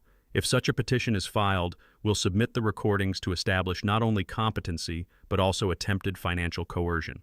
I'm sure your client understands how poorly those tapes play in front of a judge." Jeff's mouth did a thing competent mouths do when they would rather not be attached to the person whose case they are arguing. "We're not here to threaten litigation," he said. "We're here to avoid it." "Then avoid it," Thomas said pleasantly. Jason planted his hands on the table. "He can't keep living out there alone," he said, voice thinning at the edges. "He's going to fall on the steps or forget the stove or—" I changed the back door latch last week, I said. Repaired the loose spindle on the banister. Had the chimney swept. Installed new batteries in the smoke detectors. You want the brand? I wrote it down. He looked at me like I had betrayed a script he was counting on. You're making this adversarial, he said. It's adversarial, I said, when two people want different things and only one of them wants to use a judge to get it. He sat back slowly, defense draining into posture. Megan's voice came softer. Dad, she said, and this time she let the word be the real word, not a label. What are you so afraid will happen if you just let us help? I thought of the brass key on Helen's desk, the postcards of Madeira, the envelope with her square hand telling me I was a foundation and not a petition. I thought of the dock in April when the ice breaks and if you listen you can hear the lake groan as it returns to itself. Help, I said, is masonry when a wall is failing. Help is soup when the fever won't break. Help is showing up on a Sunday with pie and sitting without an agenda. Help is not a letter of intent slid across my table like a verdict. Megan swallowed. She looked down at her hands, then at the folder, then at Jeff. Then she did something I had not expected. She closed the folder. It was a small sound. It echoed. Jeff cleared his throat, sensing his angle shift under him. Perhaps we can consider a compromise, he said, pivoting like a man stepping to the other foot on a swaying deck. A timeline. If Mr. Whitaker chooses to sell within, say, 12 months, he agrees to consult his children. If not, we revisit. Thomas raised an eyebrow. Consult is a wide word, he said. You can drive a moving truck through it. We're just trying to keep communication open, Jeff said. Communication has been open, I said. You called to sell my house the week we buried my wife. That wasn't fair, strictly, but it was true enough to do the work of a boundary. The clerk opened the door a crack and said we had 5 minutes left in the room. Time had done its democratic thing again, allotting us a portion and caring nothing for what fit into it. Thomas gathered his papers in a neat stack. Our position is straightforward, he said. The property is not for sale. Any attempt to list or solicit buyers will be met with action. If you file guardianship papers, we'll respond with evidence that will make you regret printing them. He looked at Jeff the way good lawyers look at other good lawyers when they would rather not go to war. Don't let your client make you do stupid work. Jeff nodded once, a concession disguised as manners. He closed his folder without the same finality Megan had mustered. We'll advise accordingly, he said. Jason stood too fast, his chair complaining. He looked at me like a man who had lost an argument and therefore needed to win a feeling. This isn't over, he said, which is what men say when the law has just told them it is. It is for today, I said. We filed out into the hallway where framed photographs of ribbon cuttings pretended to be history. At the door, Megan put her hand briefly on my sleeve. Pie on Sunday, she asked. It was not an apology. It was an invitation to stop counting. Yes, I said. 2 o'clock. If the conversation turns into square footage, you'll eat it on the porch. She smiled despite herself. Fair. Jason stared past us at the parking lot. His mouth had found a straight line he used to practice in the mirror when he thought seriousness could be worn like cologne. I'll call you, he said, which I took as a promise he might keep to himself. Outside, the wind bit clean. We all did that little dance people do when the cold reminds them of their shoulders. Thomas squinted up at the winter sun like a man checking a plumb line. You handled that, he said. I didn't shout, I said. That's most of handling, he said. We shook hands and I watched him walk to his car, the modest sedan of a man who has never needed to prove himself with chrome. Jason and Megan drove off in separate directions as if a compass had finally admitted it had more than one answer. I stayed a moment longer in the parking lot, the salt crunching under my boots, and then I drove home the long way past the church Joyce attends, past the post office where Helen insisted on buying stamps in person, because machines don't need to know our business, past the elementary school where Lily once lost a mitten and found a friend. Back at the house, the light through the south window had settled into that steady afternoon square that makes everything look honest, whether it wants to or not. I hung my coat on the peg. The radiator clicked once as if to confirm we had come through the morning. I went to Helen's office and pulled the drawer, the navy envelope, the brass key on its red ribbon, the shoebox of postcards that smelled faintly of salt and paper that had traveled farther than any speech. I set them on the blotter in a line. I called Thomas and left a message. Thank you. Consider this phase complete. Stand by for mail from Lisbon. Then I dialed a number I had written in small, careful figures on the back of the last postcard. It rang longer than American phones ring, like the sound had to cross a wide room filled with white walls and bowls of lemons before it reached a person. When Maria answered, her voice arrived as if it had known mine already. "Senor Whitaker," she said. "This is Earl," I said. "Call me Earl." "Earl," she repeated, and made the word sound less like a name and more like a place. "We're ready," I said. "The house here will hold for now." The other house, I glanced at the key. "I think it's time to see it. There will be clean sheets," she said, as if answers were best given in linen. "And a window you will open without thinking. And the door you have the key." "I do." "Good," she said. "Then you will let yourself in. That is how a man becomes himself again in a foreign place." We agreed on nothing elaborate. A date, a time, the advice of a person who has ferried other people's grief across a small stretch of sea and learned which currents lie. When we hung up, I stood in the middle of the office and let the house hear me say, "Soon." On the kitchen table, I opened the legal pad to my rules and added a line, 10 if they try to move you like furniture change rooms on your terms. I made a sandwich that tasted better than it deserved, and I ate it at the counter with the back door cracked an inch because Helen liked winter air to be part of honest meals. The lake still held its ice, but there was a dark seam cutting toward the dock, a line where thaw rehearses. I remembered the sound it would make in April, the deep, almost animal groan of water remembering itself.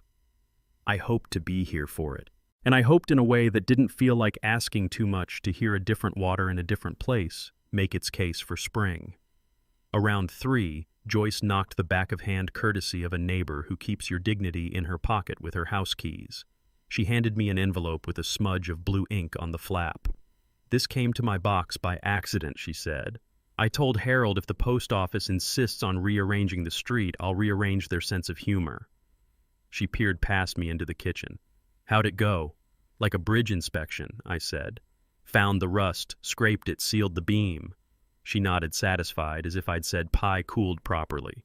Then she looked at the key on the table. "That new, old," I said. "New to me."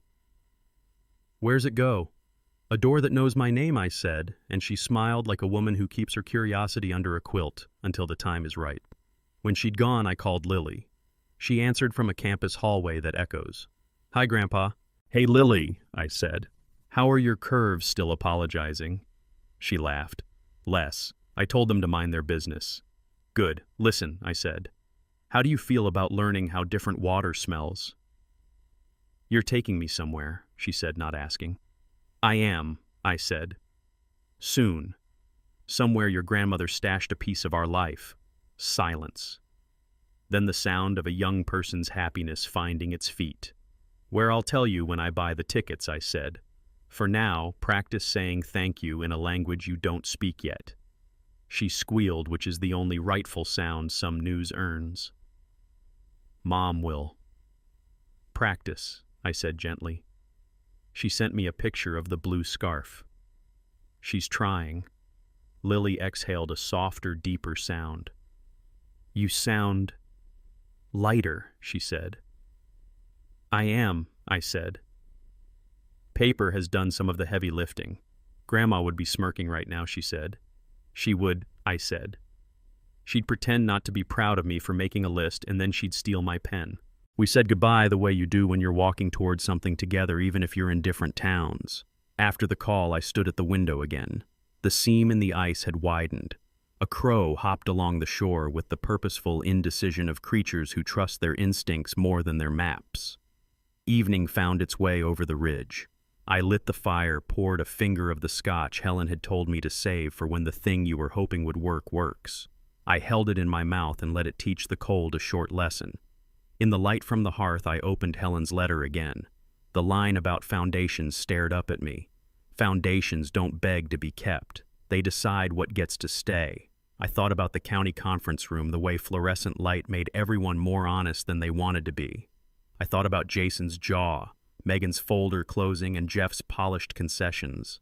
I thought about Thomas's pen 1 inch from the pad and how many men like me had found their spines again on the strength of a sentence that sounded boring on paper and felt like granite underfoot. When the flames laddered down to coals, I got up and did the small work of a life, set the kettle to boil for the night bottle, rinsed the coffee pot, laid my keys in the cracked ceramic bowl on the console table where they have lived as long as the bowl has tolerated them. I touched the brass key with the red ribbon and left it there on the table, not hidden, not displayed. The house knew it. I wanted to know the house. Before bed, I wrote a short note in my square hand and left it on the kitchen table where Sunday sits, Sunday. 2 o'clock. Pie. Then beneath it, smaller soon tickets. I turned off the lights and climbed the stairs, the second from top stair, complaining under my left foot more than my right, as always. In the bedroom, I stood a moment in the doorway and listened to the quiet. Houses earn their quiet. It should be paid attention to. I lay down on the side where I sleep now and put my hand where Helen slept.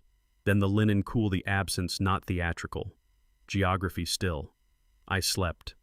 I dreamt of 2 doors, one old, one new, both open without me having to push. When I woke, the light through the south window was clean. The lake's seam had split an inch. The house was warm.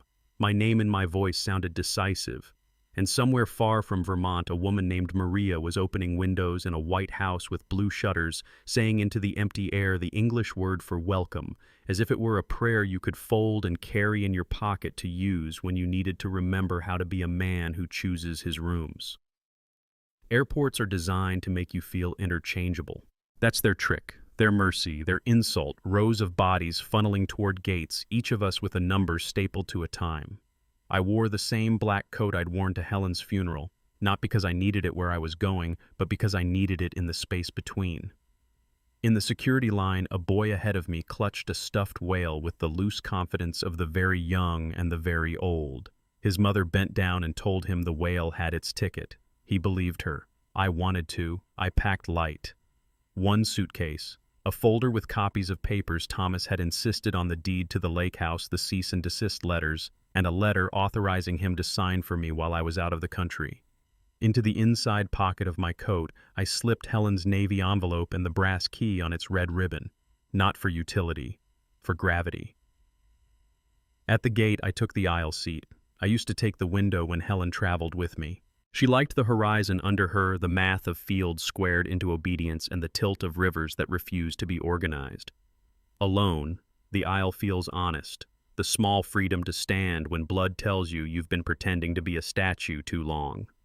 The plane pushed back, paused on the apron as if it needed to remember how to insist, then turned toward the runway.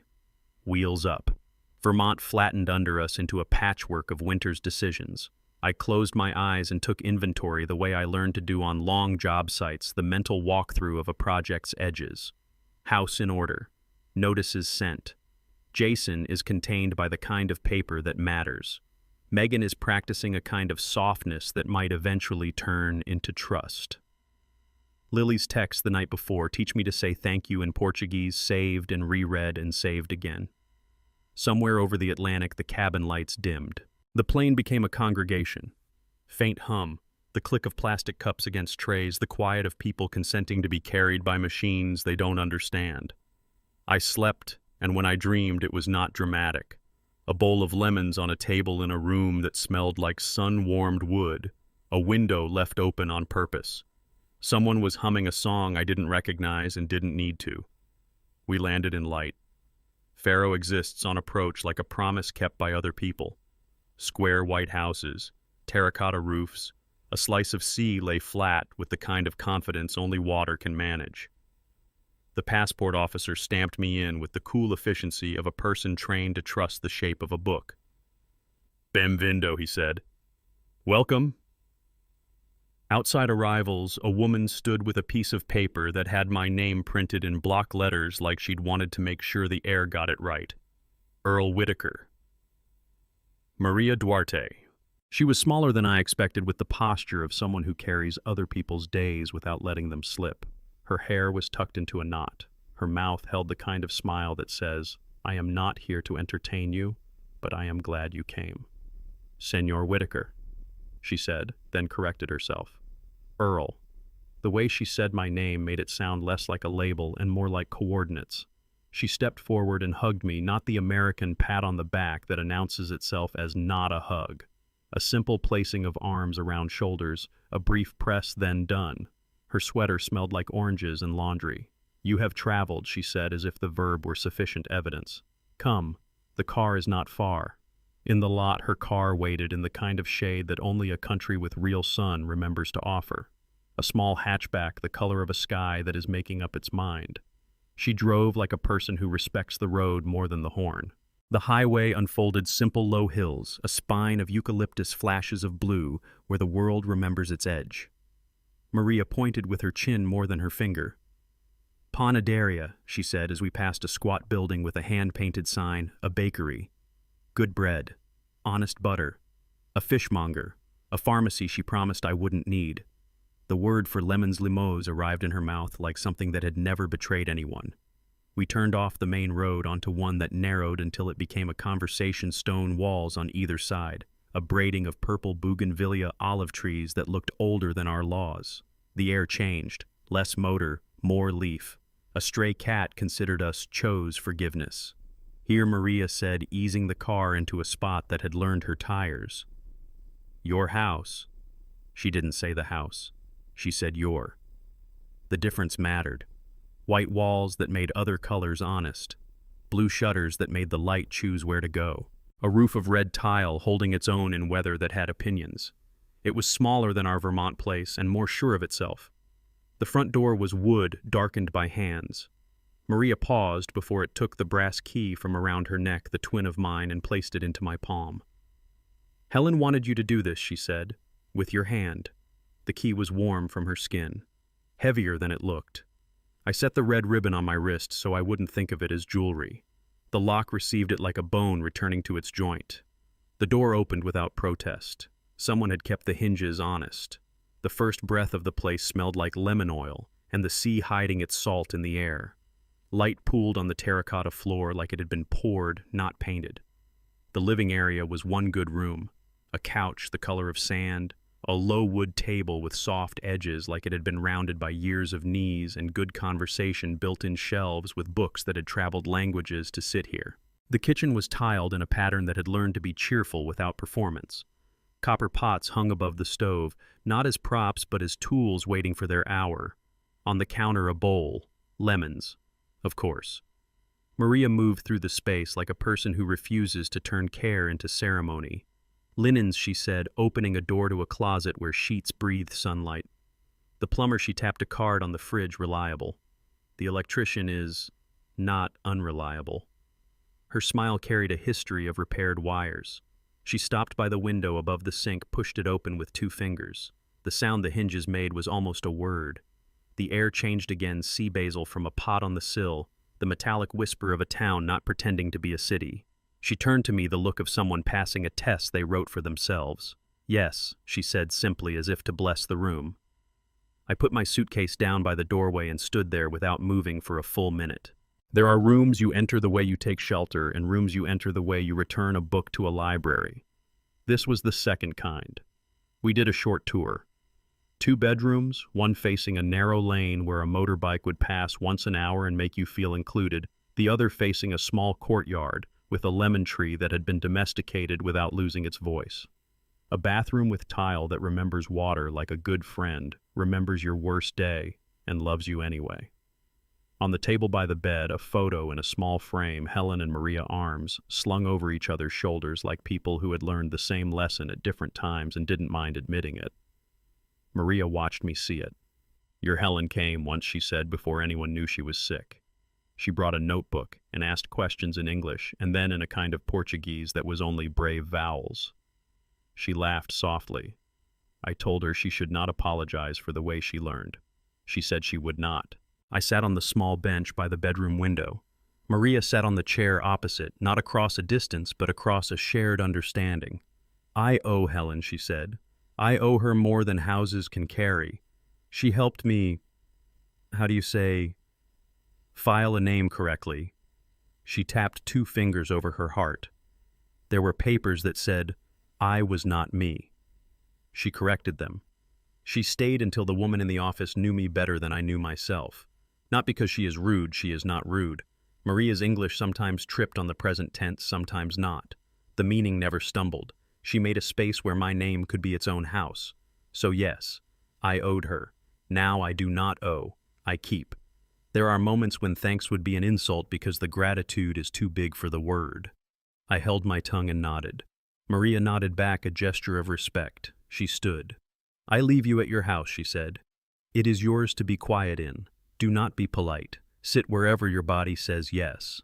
At the door she paused, glanced down at the red ribbon on my wrist. Good, she said. You will not lose it.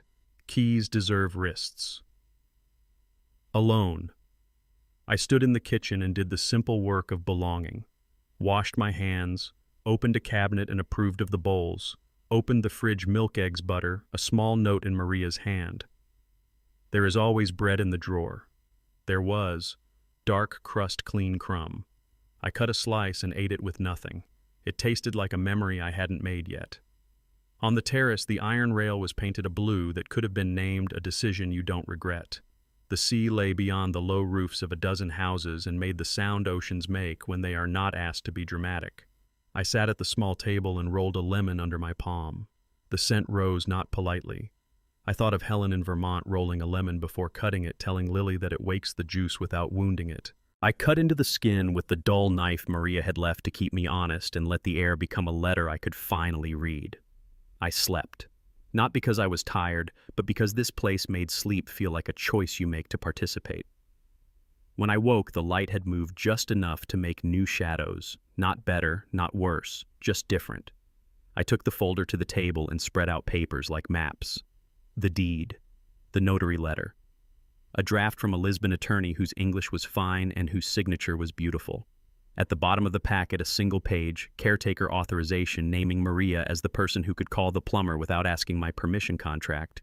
A mason accept a delivery, pay a small bill when I was elsewhere. I signed where a small sticker told me to sign. The pen behaved. We did not open a bottle to celebrate. We opened windows. At dusk, Maria returned, not a hostess, but a neighbor, with good instincts. She carried a bag with a corked bottle of something she promised wouldn't make me regret tomorrow, and 2 small paper sacks steaming at the top. Sopa, she said. And bread again. Bread is boring in the way a chair is boring trustworthy. Sit. We ate at the small table by the open window. The soup tasted like someone's grandmother had been right about everything. The wine admitted it was young and did not try to be older. Maria told me where to buy tomatoes without being flirted with. I told her about a lake that needed to remember it was water again.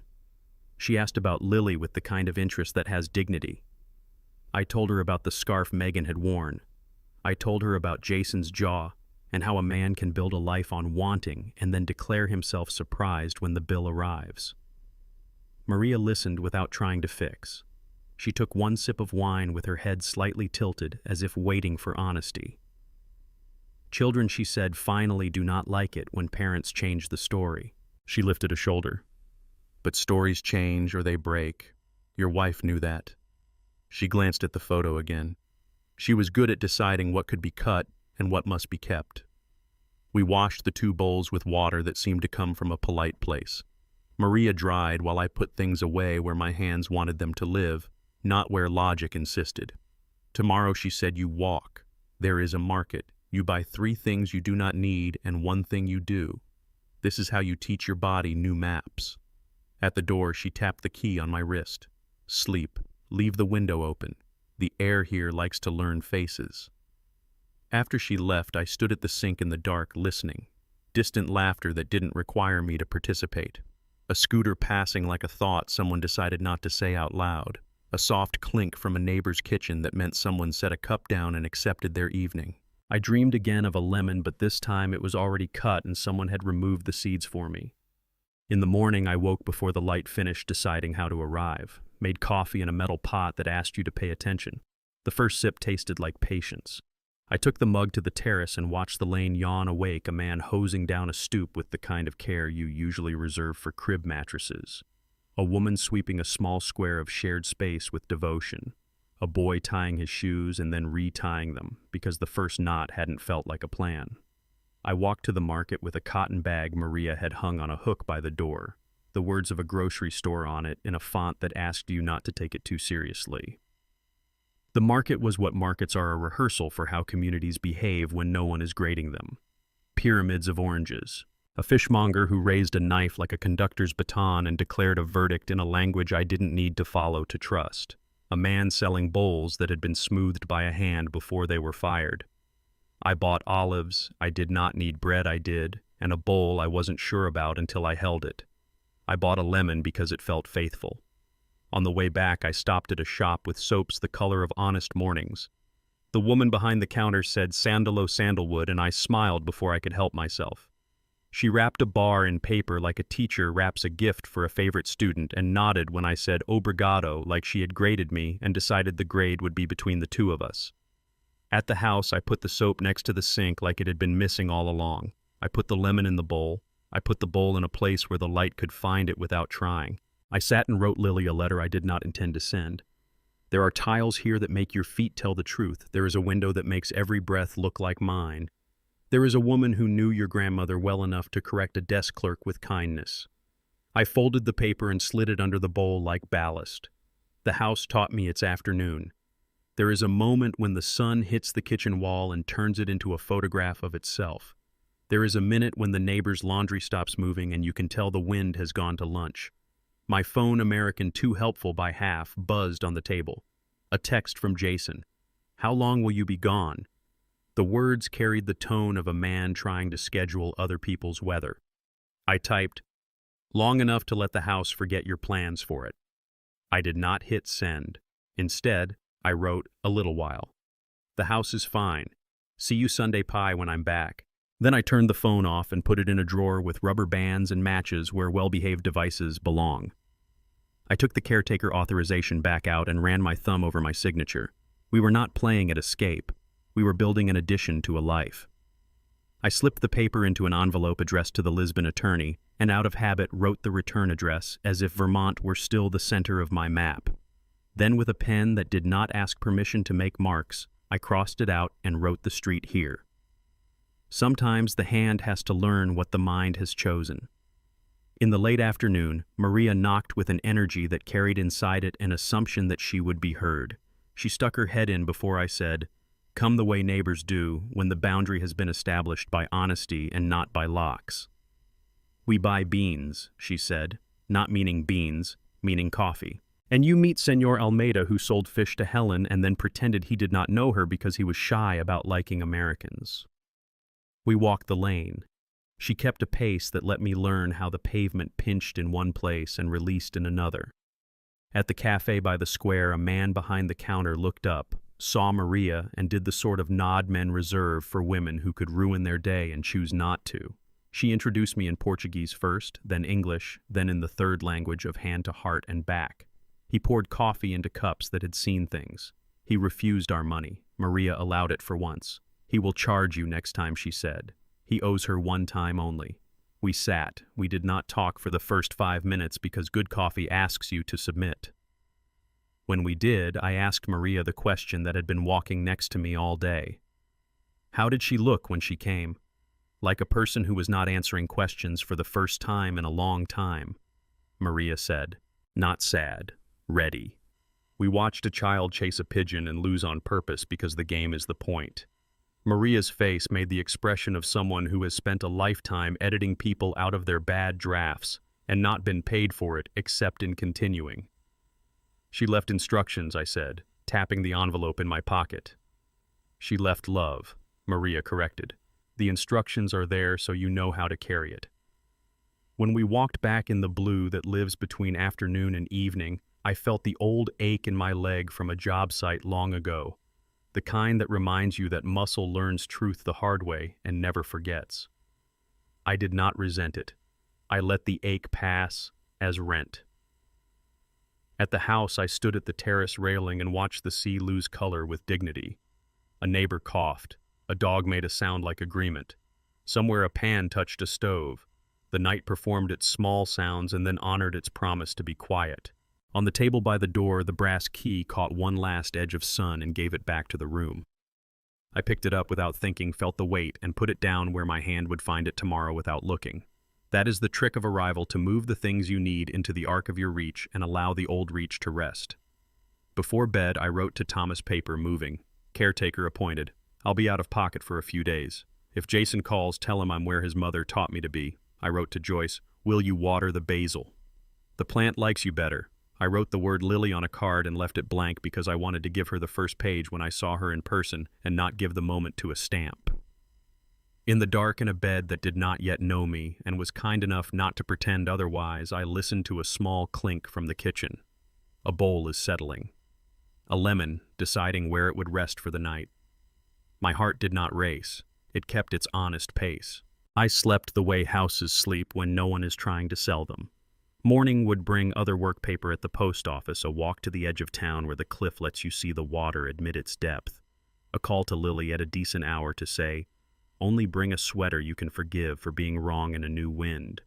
But for now, the key on the table, the windows open 2 inches, and the sea crooning about nothing in particular were sufficient proof.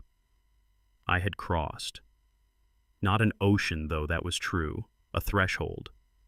And I was for the first time in months not rehearsing my next sentence. I was speaking it. In the days after, Maria handed me the brass key, and I began to understand what Helen had left me. A different kind of thought began to take root. The lake house in Vermont, the small home here in Madeira, those were tangible, solid. But there was something else I carried, the municipal bonds Helen and I had bought quietly over decades, the sort of investment you never brag about because it grows best in silence. They had always been intended for the future, though we had never named whose. For years, future meant both Jason and Megan, and perhaps their children. But the years had a way of clarifying who you could trust with what. And lately, my definition of future had narrowed to one person, Lily Carter, my granddaughter. She was 20 now, still with the sharp edges of someone who hasn't yet been sanded down by the compromises adults call wisdom. But she had Helen's way of looking at a place and seeing not just what it was, but what it could be. The summer she turned 16, she stood barefoot on the deck of the lake house and told me the old boathouse could be turned into an art studio. She had drawn the plans in a notebook, scaling them herself, the measurements annotated in the neat script of someone who wanted to be taken seriously. She didn't know I had saved that notebook in my desk. It was Lily, not Jason or Megan, who had stayed behind after Helen's funeral to help me fold the tablecloths, who asked if she could take home the vase with the chip in it because it felt like it still belonged in the family. And it was Lily who, without realizing it, had shown me the difference between inheritance as entitlement and inheritance as stewardship. The more I thought about it, the more I knew I had to act while I still had the will and the clarity to do it. The lawyer in Lisbon was a man named Duarte Ramos, unrelated to Maria, though he greeted me as if we'd known each other since boyhood. His office was on the 2nd floor of a pale yellow building with a balcony that overlooked a street lined with jacaranda trees. When the wind moved, the blossoms fell like purple rain onto the cobblestones below.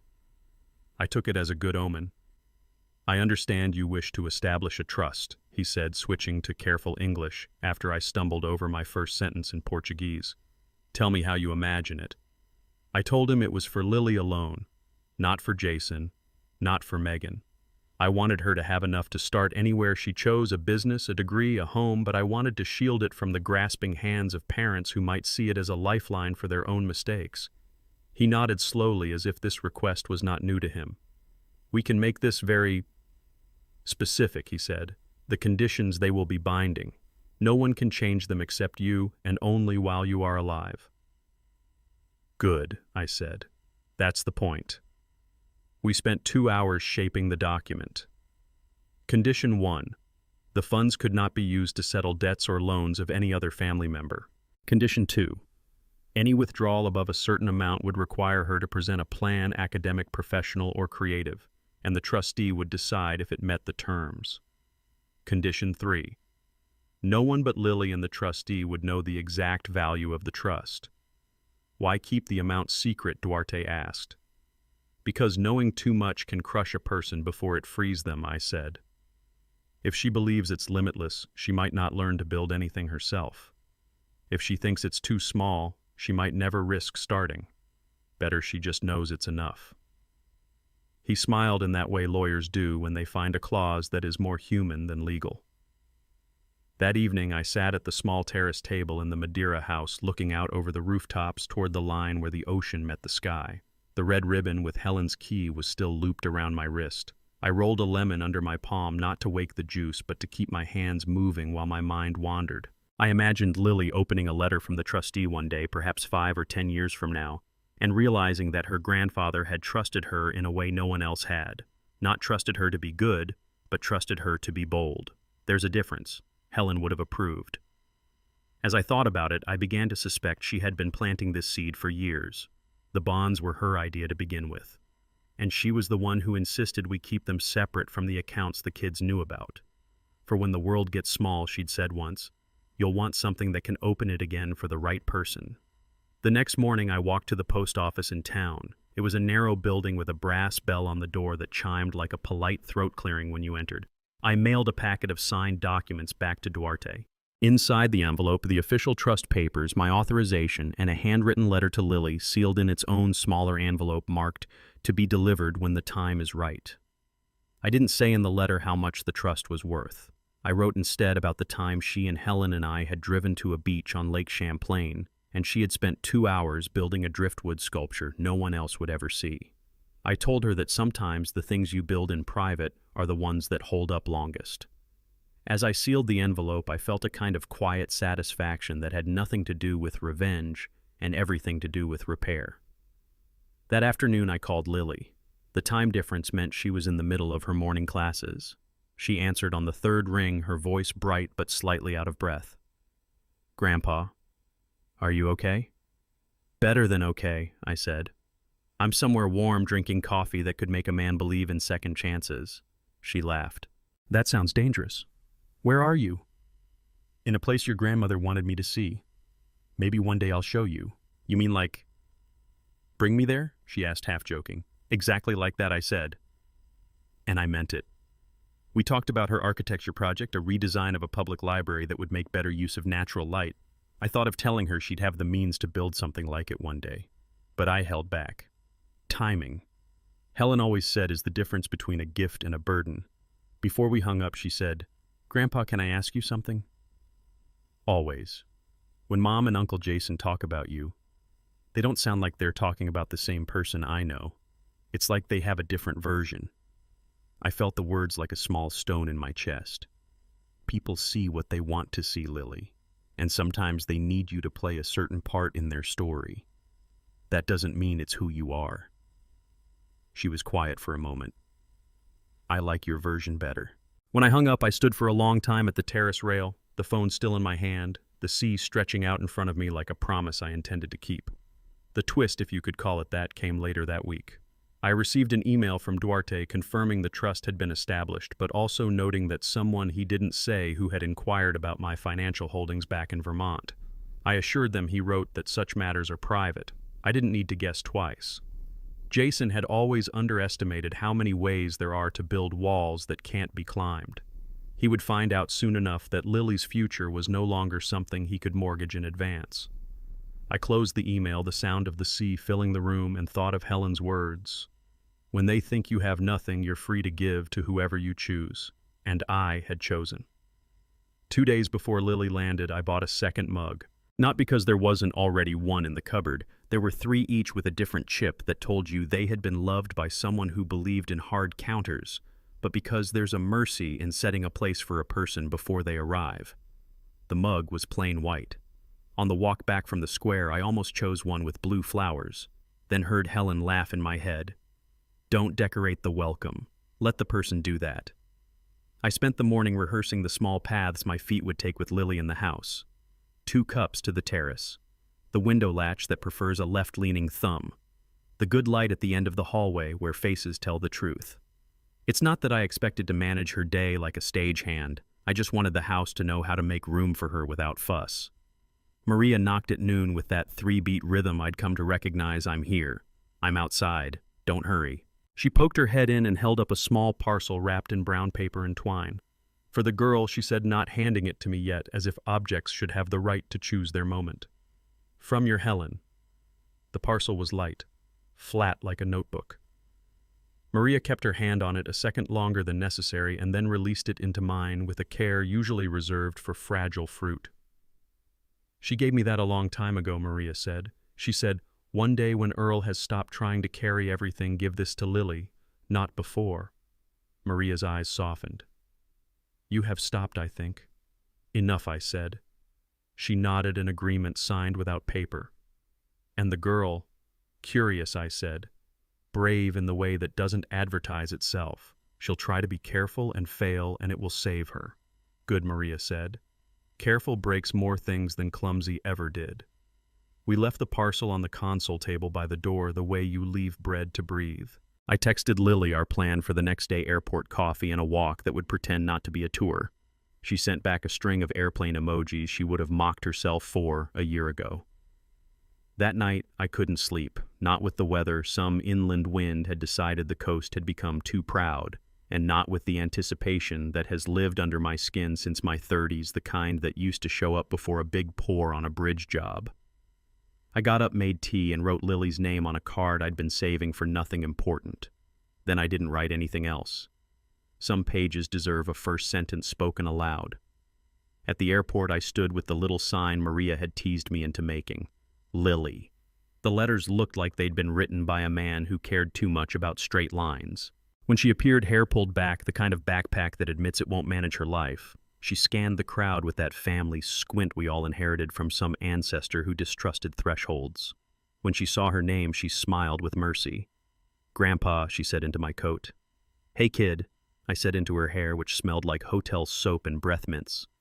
On the drive back, I let Lily narrate the horizon the way 20-year-olds do when geography finally stops being a map and starts being a rumor they can confirm. She pointed at the orange groves, asked if the stone walls were old or just pretending, and wanted to know if everyone here understood they lived at an angle to the rest of the world. Maria was waiting at the house, leaning against the door frame like a subtitle. She hugged Lily quickly the way women who own their time do. Menina, she said, a little Portuguese caress of a word I didn't know she had in her pocket. Welcome home. We didn't show Lily everything at once. You don't turn on all the lights for a person. You let them discover which switch belongs to their hand. She put her bag in the smaller bedroom and immediately moved the chair 2 inches. The room improved. She stepped onto the terrace and let the sea introduce itself without commentary. When she finally noticed the brown paper parcel on the console table, she put her hand on it and looked at me for permission she didn't need. From your grandmother, I said, according to a schedule that wasn't mine. She sat at the table with the parcel in front of her like a patient. She untied the twine slowly because some knots are part of the message. Inside was a slim notebook, the kind Helen loved, black cover corners rounded from being carried. On the first page, Helen's square hand, Lily.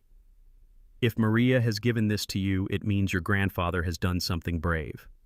Brave looks boring most days. Keys papers saying no at the right volume. Boring is faithful. This notebook lived with me when I was learning to leave good things behind without losing them. You will have to do that more than once in your life. Write down the names of the things you refuse to shrink for other people. Also, the lemon should be rolled before cutting. People too. Love, Grandma. Lily didn't try to be stoic. She cried the way honest people cry, quietly, like someone opening a window. She put her fingers to the ink as if heat might still be hiding under it. Then she turned the page and found more lists in Helen's hand. Not commandments, just small field notes from a life that refused performance. Don't buy shoes that apologize for your day. If a man raises his voice to make a point, tell him his point is lonely. Plant rosemary where you can brush against it accidentally. When you let someone love you, insist they learn your grandparents' names. Lily laughed at that half laugh, half gasp. She was ruthless, she said, reverent. She was accurate, I said. We spent the afternoon not doing much. That's my favorite kind of afternoon. Lily took the notebook out to the terrace and wrote something I didn't ask to read. Maria showed up with fish wrapped in paper and declared that today was the day Lily would meet the man who sold it to Helen and pretended he didn't like Americans. We walked to the square like locals who'd been handed a script that only said walk. At the cafe, the owner nodded at me with the pleased suspicion of a man whose coffee had been respected. He said something to Lily that I didn't catch. She answered in English first, then with a look at Maria tried the Portuguese. Obrigada. It sat well in her mouth. The fishmonger, a man with a mustache who believed in his authority, leaned on his counter and told a story involving a storm, a boat engine, and a certain American woman who had insisted on paying in exact change because paper should always be precise. Lily smiled like a student who had been permitted to cheat by the smartest girl in class. That evening, after plates were washed and the house had made its pleased hum, Lily brought the notebook to the table and tapped a page with her pen. "Can I read you something?" she asked. "Always," I said. "It's short," she said, apologizing to the air that didn't mind. She read, "What I refuse to shrink for my curiosity, the way I laugh when I snort the size of the project I'm not qualified for yet, and the part of me that wants to leave when a room starts measuring me like furniture." She looked up, waited for correction. I raised my hands. "Looks complete to me." "I'm thinking," she said, as if thinking were something she had to confess about a semester abroad. "Lisbon has a program. My advisor says I'd be an idiot not to apply. I told her I can be an idiot, or I can be brave, but I can't be both at the same time." She grinned. She said, "Yes, you can. It's called being 20. "What does the brave version choose?" I asked. She looked toward the dark water. "To stay, here, close, to you." I had prepared for this conversation without admitting it. I had thought about logistics and forms and the way bureaucracies think young people are furniture you can move with labels. I'd considered the trust, the conditions, the American habits of turning gifts into surveillance. I had not prepared for the feeling that rose in my chest now, something like relief, marrying something like fear, and calling it a truce. "You'll have to argue with your mother," I said gently. "I've been practicing," she said, and her face made the exact shape Helen's did when she decided to be kind after. "She'll say I'm running away. I'll tell her I'm running toward. She'll say she can't help you here," I said. "She can't help me there either," Lily said, not cruel, just true. "She can love me from anywhere. That part's portable." We let the idea sit between us like a bowl of fruit. You don't eat it all at once. You choose the ripest and let the rest announce themselves. Before bed, Lily texted her mother, "Thinking of applying for Lisbon. Don't freak out, we'll call tomorrow." Then she took a photo of the notebook's first page and sent it with no caption. Megan replied with a heart and a question mark, and then 5 minutes later, just the heart. Progress is sometimes that small. In the morning, I made coffee. Lily emerged in my sweater because hers was too honest with the wind. She stood by the window and read aloud from Helen's lists, "Learn to say no the way you say your name without apology." Then she turned to me and said it. No. The word was softer than it would be in a courtroom. Better. We spent the day building the small architecture of her semester emails to advisors' forms downloaded and printed so we could write on them with pens. A visit to the university office where a woman named Beatrice had decided long ago to save her kindness for people who didn't ask too many questions. Lily did the talking. I watched her learn how to be taken seriously in a language that didn't yield easily. Watching someone become themselves is better than television. That afternoon, Maria knocked with her almost music and carried in a small tin. From Senor Almeida's wife, she said, "Cookies for brave decisions." Lily laughed and ate one before asking permission. Good. On the terrace, Lily opened the notebook to a blank page and outlined a street she'd walked only once. Arches, gutters, the way light bends around a corner at 4 o'clock. She bled ink through the page because the pen didn't have the decency to keep secrets. "I'll get better paper," she said. "Later." "You'll get better at using bad paper," I said. She tilted her head. "Like you in this." She waved her hand around the kitchen, the terrace, the town. "Using what's here instead of needing more." "Like your grandmother," I said. "She built more rooms with lists and lemons than most people manage with permits." As if summoned by the word, the wind carried the smell of citrus from the neighbor's kitchen. Lily grinned and rolled a lemon under her palm until the house had opinions again. That evening, we called Megan. No video at Lily's request. "She'll try to read my face," she said. "Let her read my voice." When Megan answered, she sounded tired in that way professional women do when the day has decided to be a test. "Hi, Mom," Lily said. "I'm in Portugal." I know Megan said, a small smile audible. Your grandfather texted a picture of a lemon and then 3 dots like he forgot how to finish a sentence. We kept it easy for a minute. Whether Coffee the neighbor's dog that believes it owns the lane. Then Lily inhaled. "I want to apply for Lisbon, a semester. Maybe more if it works." Megan didn't protest immediately, which is kind of yes. "Is this about running away from your studio from the pressure?" "It's about running toward better pressure," Lily said, "toward architecture that was built before my great-great-grandparents learned to be disappointed." Megan made a small sound that might have been a laugh if it weren't a gasp. "You're your grandmother's granddaughter." "I know," Lily said. "I'm hoping it's genetic enough to keep me from being your daughter in the wrong ways." There was a silence that tried to be awkward and failed. Megan said, "I don't want you to leave because I'm afraid you won't need me." "I will need you," Lily said. "Just not for the things you want to be needed for." "That's fair," Megan said, and the sentence made a shape I hadn't heard from her in years. "Will you send me the application deadlines? I want to see the calendar. Do not control it. See it." Lily's eyes shone. "Yes." Then she added, reckless and precise, "And I'm staying here for a few weeks. With Grandpa. I want to learn the light." Megan took a breath. I respected it. "Okay," she said. "Practice the word for no. You'll need it, especially with men who think they're the first to discover you." "I've been practicing," Lily said, glancing at me. "Grandpa's a brutal coach." After the call, Lily let herself cry a little. Not grief. Relief. We sat on the step outside the door, the tile warm, the air making a case for evening. She put her head on my shoulder and said, "She's better when you're a continent away. She's better when I stop being the version of me she can negotiate," I said. We went inside when the mosquitoes began their auditions. Lily curled into the small couch and read more of the notebook. She stopped at a page where Helen had drawn a lemon half with a heart-labeled pith and wrote, "Don't apologize for the part that tastes bitter first. It's what keeps you whole." "She was showing off," Lily said. "She wanted you to forgive your bitterness," I said. "And mine."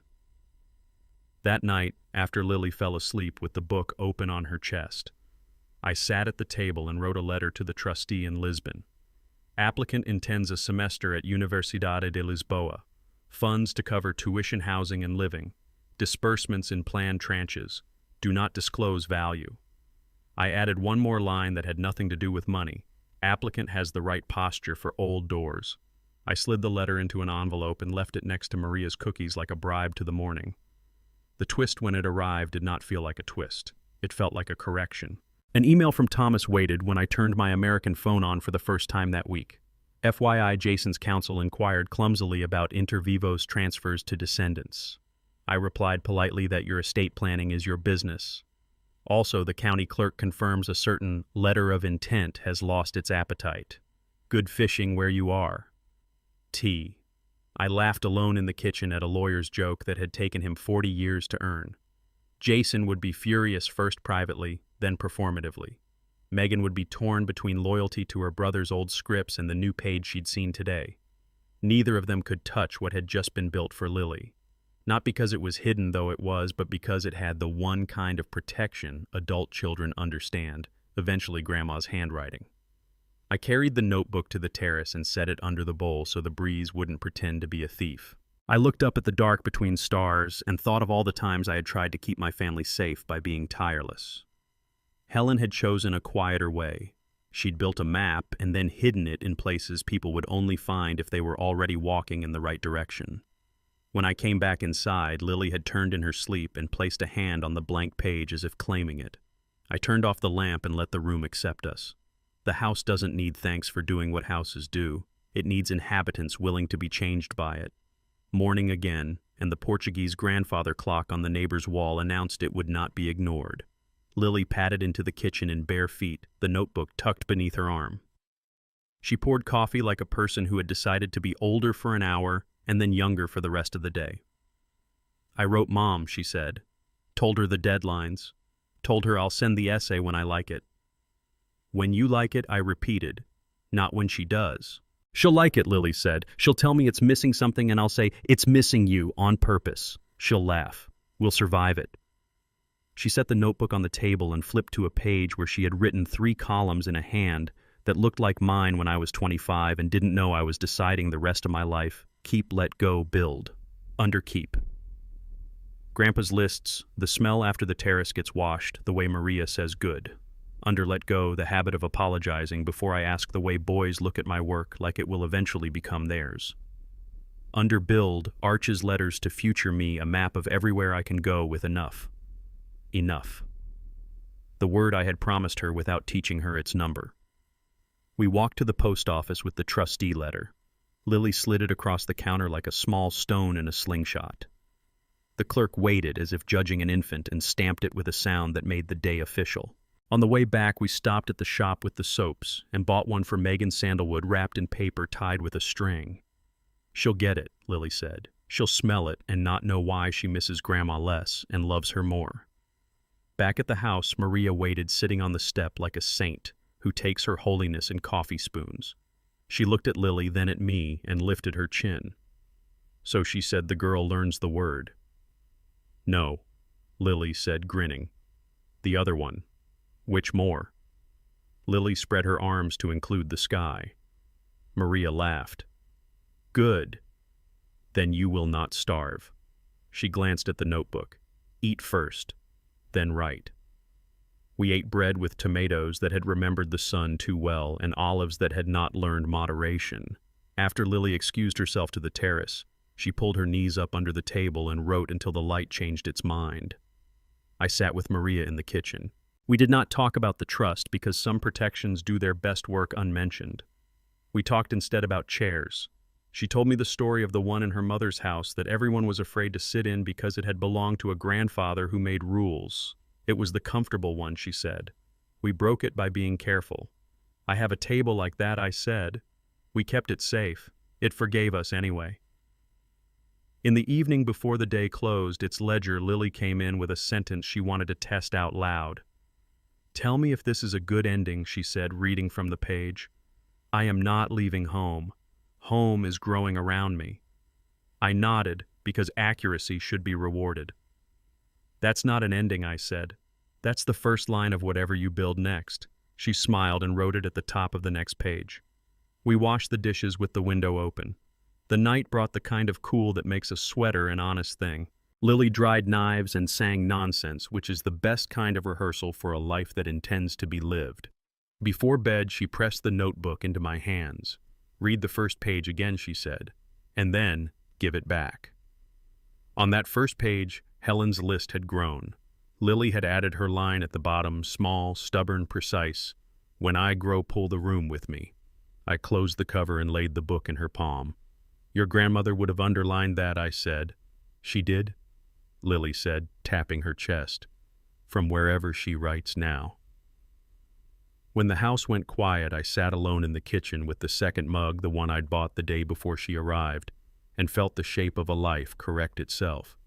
There was no music, no speech, just a notebook, a lemon, a window that would be left open if the wind learned its manners.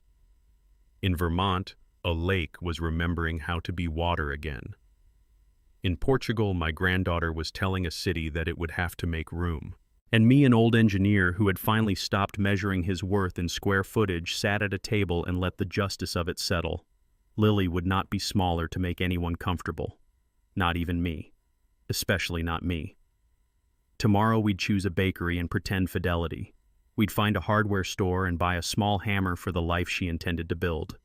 We'd take the bus to Lisbon and get lost in a district that would teach her to ask strangers for the names of streets. She would write to her mother. Jason would send something curt. Thomas would quietly file the papers that kept our lines clean. For tonight, the notebook lay on the table like a map you don't need to fold because you already know where you're going. That was the hook I didn't know I'd been waiting for. Not revenge fulfilled, but a future that had the decency to knock. Sundays carry a particular kind of gravity where I come from. In Vermont, they make the lake look truer, like the water has taken communion. In Madeira, Sundays arrive with the kind of light that forgives last week and then minds its business. The morning after Lily wrote, "When I grow, pull the room with me," we took our coffee to the terrace and let the day check our posture. The phone American, over-serious, was off. I turned it on because habits like old injuries ask to be acknowledged even when they no longer govern your gait. Messages rolled in like a slow tide. At the top, a photo from Jason taken in a diner I had never visited but recognized anyway by the industrial pie cabinet in the background and the insistence of laminate. A single slice of lemon meringue, the peaks imperfect, the crust fork-crimped by a person who intended to be adequate.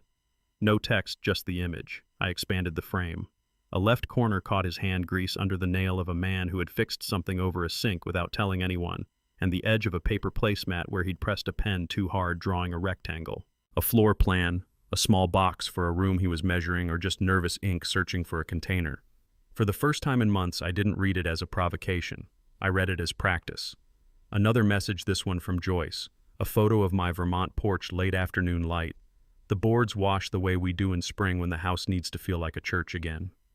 On the step, a short vase of grocery store chrysanthemums, white as remedial hope. A card propped at the base. I am practicing. M. Megan's hand, elegant even when contrite. I took the phone inside and set it next to the bowl of lemons. Sunday has arrived, I said. Lily slid the notebook away from her plate and looked at the photos.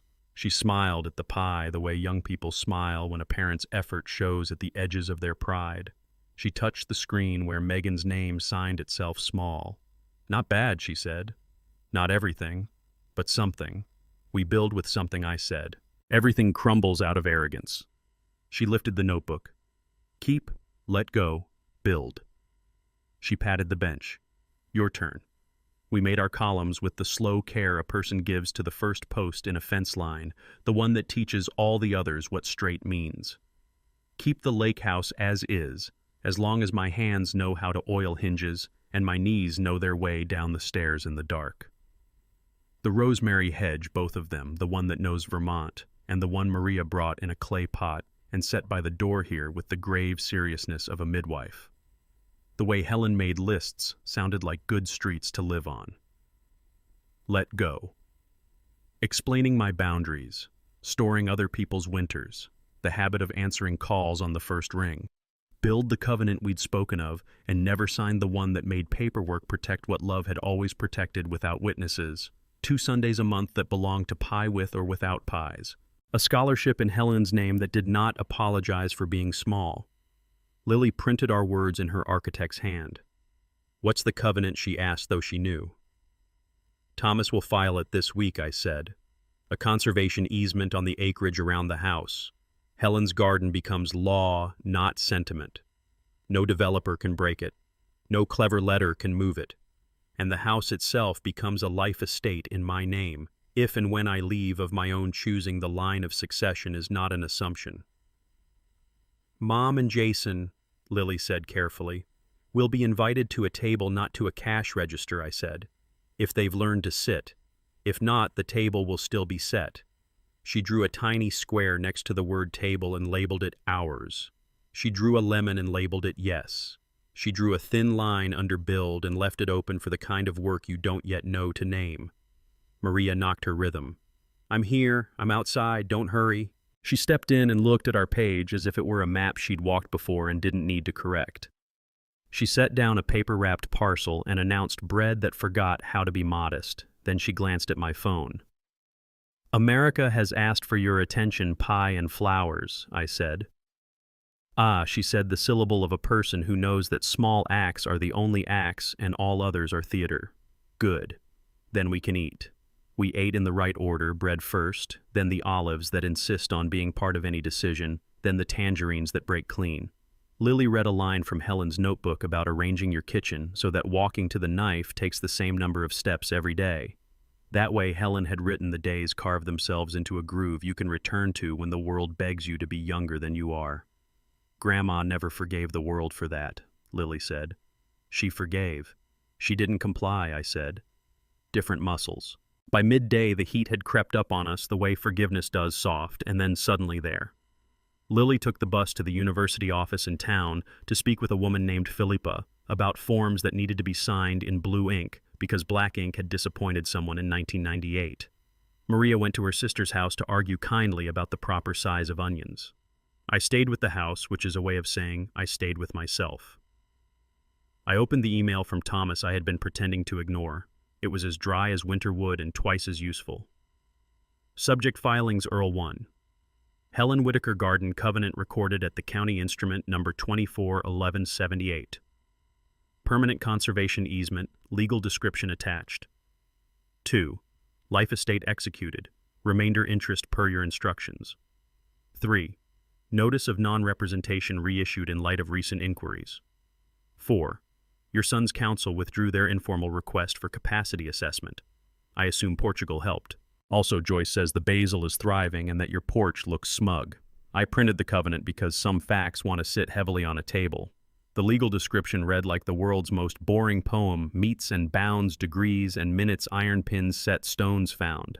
I traced the line with my finger, knew exactly where the paper meant the notch, where the birch gives up pretending to be big, the slope where the snow lingers when the rest of the yard has agreed to spring the spot where Helen once decided to plant thyme because no one ever regrets a little more time. The clerk's stamp at the bottom looked like a seal of approval from an indifferent god. It comforted me anyway. Another email arrived while I was hunting for a paperclip worth trusting. This one from Jason. No subject. Dad, I don't agree with what you've done. I think you're making it harder than it needs to be. I think you like making it hard. But I watched a guy fix a cabinet hinge yesterday. Then I did the next one. It wasn't as hard as I thought. I'll be at Whitman's at 2 next Sunday. Lemon pie isn't great there. That seems like the point. I sat with that for a long minute, reading the spaces more than the letters. Jason had found a way to talk to himself without using me as a mirror. That was more than I had asked for. It was exactly what I had wanted. From Megan, a photo of the sandalwood soap on her bathroom sink, the string tied in the same knot the shopkeeper had used because Megan is a curator even when no one is watching. The caption, "It smells like a house that doesn't need my approval." Then I told my team I'm going off-grid Sundays from 1-5. I told them it's a religion. It is. I wrote back, "Pie is a sacrament if you keep your mouth shut while you chew." She heard it and did not try to improve the line. Progress. In the afternoon, Lily returned bureaucratically triumphant. "Philippa loves stamps," she reported. She and Grandma would have gotten along rules as acts of kindness. She handed me a stack of papers flagged with colored tabs. Sign here, here, and here. Don't read the parts that were never meant to be read. Read the parts where someone bothered to be human. We signed at the table with the windows open. A breeze came through with the shamelessness of a third child. The lemon bowl let out a scent as if to say, "Fine, stay." I sealed the envelopes and Lily wrote addresses in a hand that a postman would respect. "You have a steady line," I said. "I've been practicing," she said. "Not perfection, steadiness." We walked them to the post office because walking paper to its next life feels like paying respect. On the way, we passed the fishmonger's stall. He pretended not to see us and then gave us a discount that insulted neither party. Maria met us on the square with a bag of beans and stories about an aunt who would not be outdone by death. "She insists on living bigger because the dead cannot argue," Maria said. "I think your Helen would approve. She was good at enlarging without leaving." That night after dinner, eggs, tomatoes, bread again, because new lives do not require new recipes. We sat on the terrace and listened to the small sounds that mean a place has agreed to hold you. Lily spoke her application essay out loud and didn't ask me to fix it. She didn't have to. The sentences had already found their shoulders. "I'm not going to tell them why I deserve to be here," she said. "I'm going to tell them what I'll carry when I leave." "Take a lemon," I said. "2," she corrected. "1 for the road." My phone buzzed on the table as if it wanted to remind me of its existence. A message from the Lisbon Trustee Trust instrument complete. Disbursements are scheduled per your note. No valuation disclosed. Applicant posture appropriate. I laughed at the last line, lawyers showing off, and showed Lily only the sentence she needed scheduled. She nodded like a person who has learned to receive without treating gifts as debts. We turned the phones face down and let the evening take responsibility for what belonged to it. The sky lost its blueness the way people lose their temper slowly, then all at once, and then with remorse. In the dark, the town felt like a pocket that had been sewn shut and then realized it could still hold a hand. "Tell me something true about Grandpa Lily," said half teasing, half archival. "I resent the word grandpa," I said. "Then I forgive it." "Something else," she said. "I am less angry than I was, and more dangerous," I said. "Because I finally like boring power, the kind stamped in courthouses and filed by men in plain suits." "Something not about law," she said. "I am building a life that fits in 2 places," I said. "I did not know you could do that without splitting yourself. Turns out you can if you stop auditioning." She leaned her head against my shoulder. "I like your version," she said. "Keep it." We were quiet a long time. The sea below us made its case for permanence. Somewhere a door slammed. Someone apologized, and a radio negotiated with a cook. I held the brass key without looking at it. my thumb finding the nick I had not put there. I realized then what detail had been bothering me since the first day the ribbon. Red, yes, but the knot was Helen's, not Maria's. A double half-hitch with a drop of dried something that might have been lemon juice. She had tied it herself years ago on a day when the future needed a string. Grandma did that, Lily said, as if reading my mind. She did, I said. She did a lot without putting her name on it. Like this, Lily said, and tapped the notebook. There's a page at the back she left blank on purpose. We turned to the last page. It was thick, whiter than the rest, waiting. Lily handed me the pen. Write her something, she said. I started to demur. Sentimentality is a room I prefer to walk past. Then I wrote with my neat, stubborn print. Helen. The lemons are behaving. Lily is louder than she thinks and quieter than she fears. Jason can fix a hinge. Megan can turn off a phone. I can sleep. Maria guards what matters. Your garden is law now. Your lists are a city ordinance. I did not make a speech. I learned to file. Lily read it and didn't comment. The best edits arrive as silence. We closed the notebook and placed it under the bowl to teach it a weight. Inside, something settled, not the house, not the island, not the blood. The line that had stretched thin between two lives got thicker, braided with use. The days that followed knew their script without asking permission. Lily took the bus to Lisbon midweek with a backpack that had learned how to be useful. She stayed 3 nights with a student in Alfama whose windows refused to close against singing. She texted me 2 photos, a staircase that forgot symmetry on purpose and a napkin with a lemon drawn on it by a waiter who was flirting with the table, not necessarily with her. I told him I'm committed to citrus, she wrote. He said, me too. We will survive it. Megan sent her a voice memo that started to give advice and ended by recalling a night when she and Helen had sat on the Vermont porch counting satellites and pretending to know the names of constellations. Bring me a bar of soap that smells like the way you feel when you're brave, she said at the end, almost whispering. You're braver than my rules. Jason called me on a Sunday from Whitman's. He didn't put me on speaker. He didn't try to sound casual. He said lemon pie still isn't great. Then after a breath, but it's not about the pie. He told me he'd turned down a listing that would have made him money and made someone else's life smaller.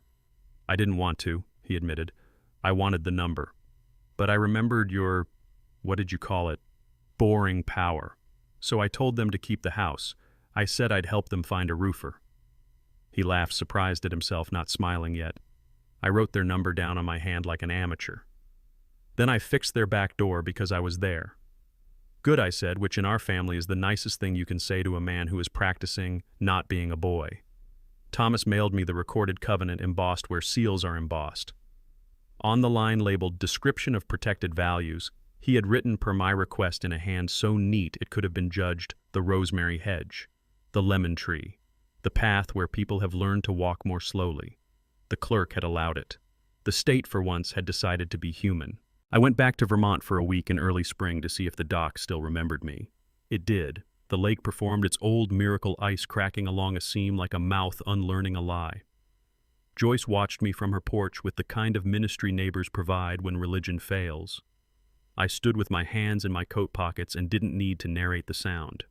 When the last sheet of ice sighed and let go, I said out loud to no one, "There." The map folded along the right crease. On my porch, another vase, cheaper flowers, same hand. I am practicing, Megan had written again. Practicing.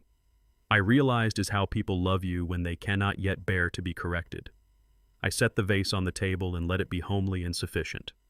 2 days later, before I flew back, I met Jason at Whitman's. He had grease on his cuff and didn't apologize for it. We ordered pie and ate it with the seriousness of men who understand that dessert can be work. We did not talk about the house. We did not talk about Portugal, we talked about hinges. He told me one of his deals had collapsed because a buyer decided at the last minute he wanted a house that would make his brother jealous. I said, don't buy anything to punish someone else. Jason admitted, wincing at his sermon. I heard myself and hated myself. He bought another place anyway. It'll punish him later. We paid cash. We took our time standing up. In the parking lot, he hugged me like a man who had finally found a use for his arms that didn't involve carrying only himself. See you next Sunday, he said, or the one after. Back in Madeira, Lily hit send on her application with a kind of ceremony I admired. No screenshot, no post, just a hand on the trackpad and a nod to the air. Maria held a small party that was not a party, beans and onions and bread, and a story about a priest who had tried to ban dancing from a wedding and been corrected by the mother of the groom with a spoon. The spoon survived, Maria said. So did the marriage. The letter from the university arrived in an envelope that I knew was bearing more than paper. Lily opened it in the kitchen with her mouth set like a person who values doors that open the right way. She read the first line and then put her hand on the counter the way people do when a wave lifts them. "I'm in," she said, quiet as a blessing. We didn't jump. We didn't perform. We stood still long enough for the news to settle where bodies store their promises. Then we went to the square and bought 2 pastries we didn't need, because sugar belongs to victory as salt belongs to grief. That evening I took Helen's notebook from its place under the bowl and wrote on the inside of the back cover in small print, "Justice came on foot." It asked for water, not applause. I closed the notebook and set it back where it had been doing its best work in the shade underweight at peace. The last light left the terrace like a person backing out of a room so they wouldn't make our conversation about them. Lily leaned on the rail and told me what she planned to do first in Lisbon, find the oldest door that would tolerate her and measure it without touching. "So I know where to begin," she said. Maria came by with coffee because evenings like old friends are better when they don't ask you to prove you're worth their time. We said very little and meant it. The sea below was not interested in our legal victories or our tidy narratives. It had other work pulling and pushing against a shore that had been both enemy and lover. The air smelled like a lemon surrendering in stages. My phone buzzed once more. A clip from Thomas of the county recorder's cursor blinking where my name now lived next to Helen's in a column that would outlast everyone in this room. A note from Joyce. "The basil forgives you for leaving. It prefers being watered by the old neighbor lady who knows its name." And a photo from Megan, her hand ink-smudged, crossing out a sentence in a presentation that had apologized for taking up time. Practicing, she wrote again. I wrote back, "Me too. I did not send a message to Jason. I did not need to. The hinge would do the talking in his kitchen when it opened, and did not complain." We made one more list because lists are how our family lets time pass without worrying it has forgotten us. Keep pie on Sundays, even if it is bad. Let go permission from people who love us to be smaller. Build a bench by the lemon tree here and a bench by the rosemary hedge there, places where the same body can rest without explaining why it is allowed to belong to 2 climates. When Lily went to bed, she left Helen's notebook on the table open to the page where she had written, "When I grow, pull the room with me." The house took a breath and held it for us. I turned off the light and stood for a moment with my hand on the doorframe the way men do not, because they are sentimental, but because wood deserves to know whose weight it has carried. Justice did not arrive with a flag. It did not slam a gavel. It did not look good on television. It looked like pie photos and grocery store flowers, and a signature at the bottom of a page no one will frame, and a girl speaking Portuguese with the right mistakes, and a man learning to prefer hinges to arguments. It sounded like paper sliding into a file and a key answering a lock and ice breaking itself on schedule. It felt like a table finally cleared of boxes. I went to bed in a house that knew my name in 2 languages. The brass key lay on the table within reach, but no longer necessary to touch. In Vermont, my garden had become law. In Portugal, my granddaughter had become loud where it mattered and quiet where it counted. In between, an old engineer had learned that the best bridges are the boring ones stamped inspected standing. No one praises them after the first week. No one needs to. They carry what must be carried. They don't ask to be noticed. In the dark, the sea kept its promise. It always does. And when morning came, we rolled a lemon under our palms, just enough to wake what was inside without wounding it. Then we cut and began again. Thank you for joining me on this journey. If you like this story, please like this video. Subscribe to the channel and share your impressions of this story in the comments. To listen to the next story, click on the playlist now showing on screen.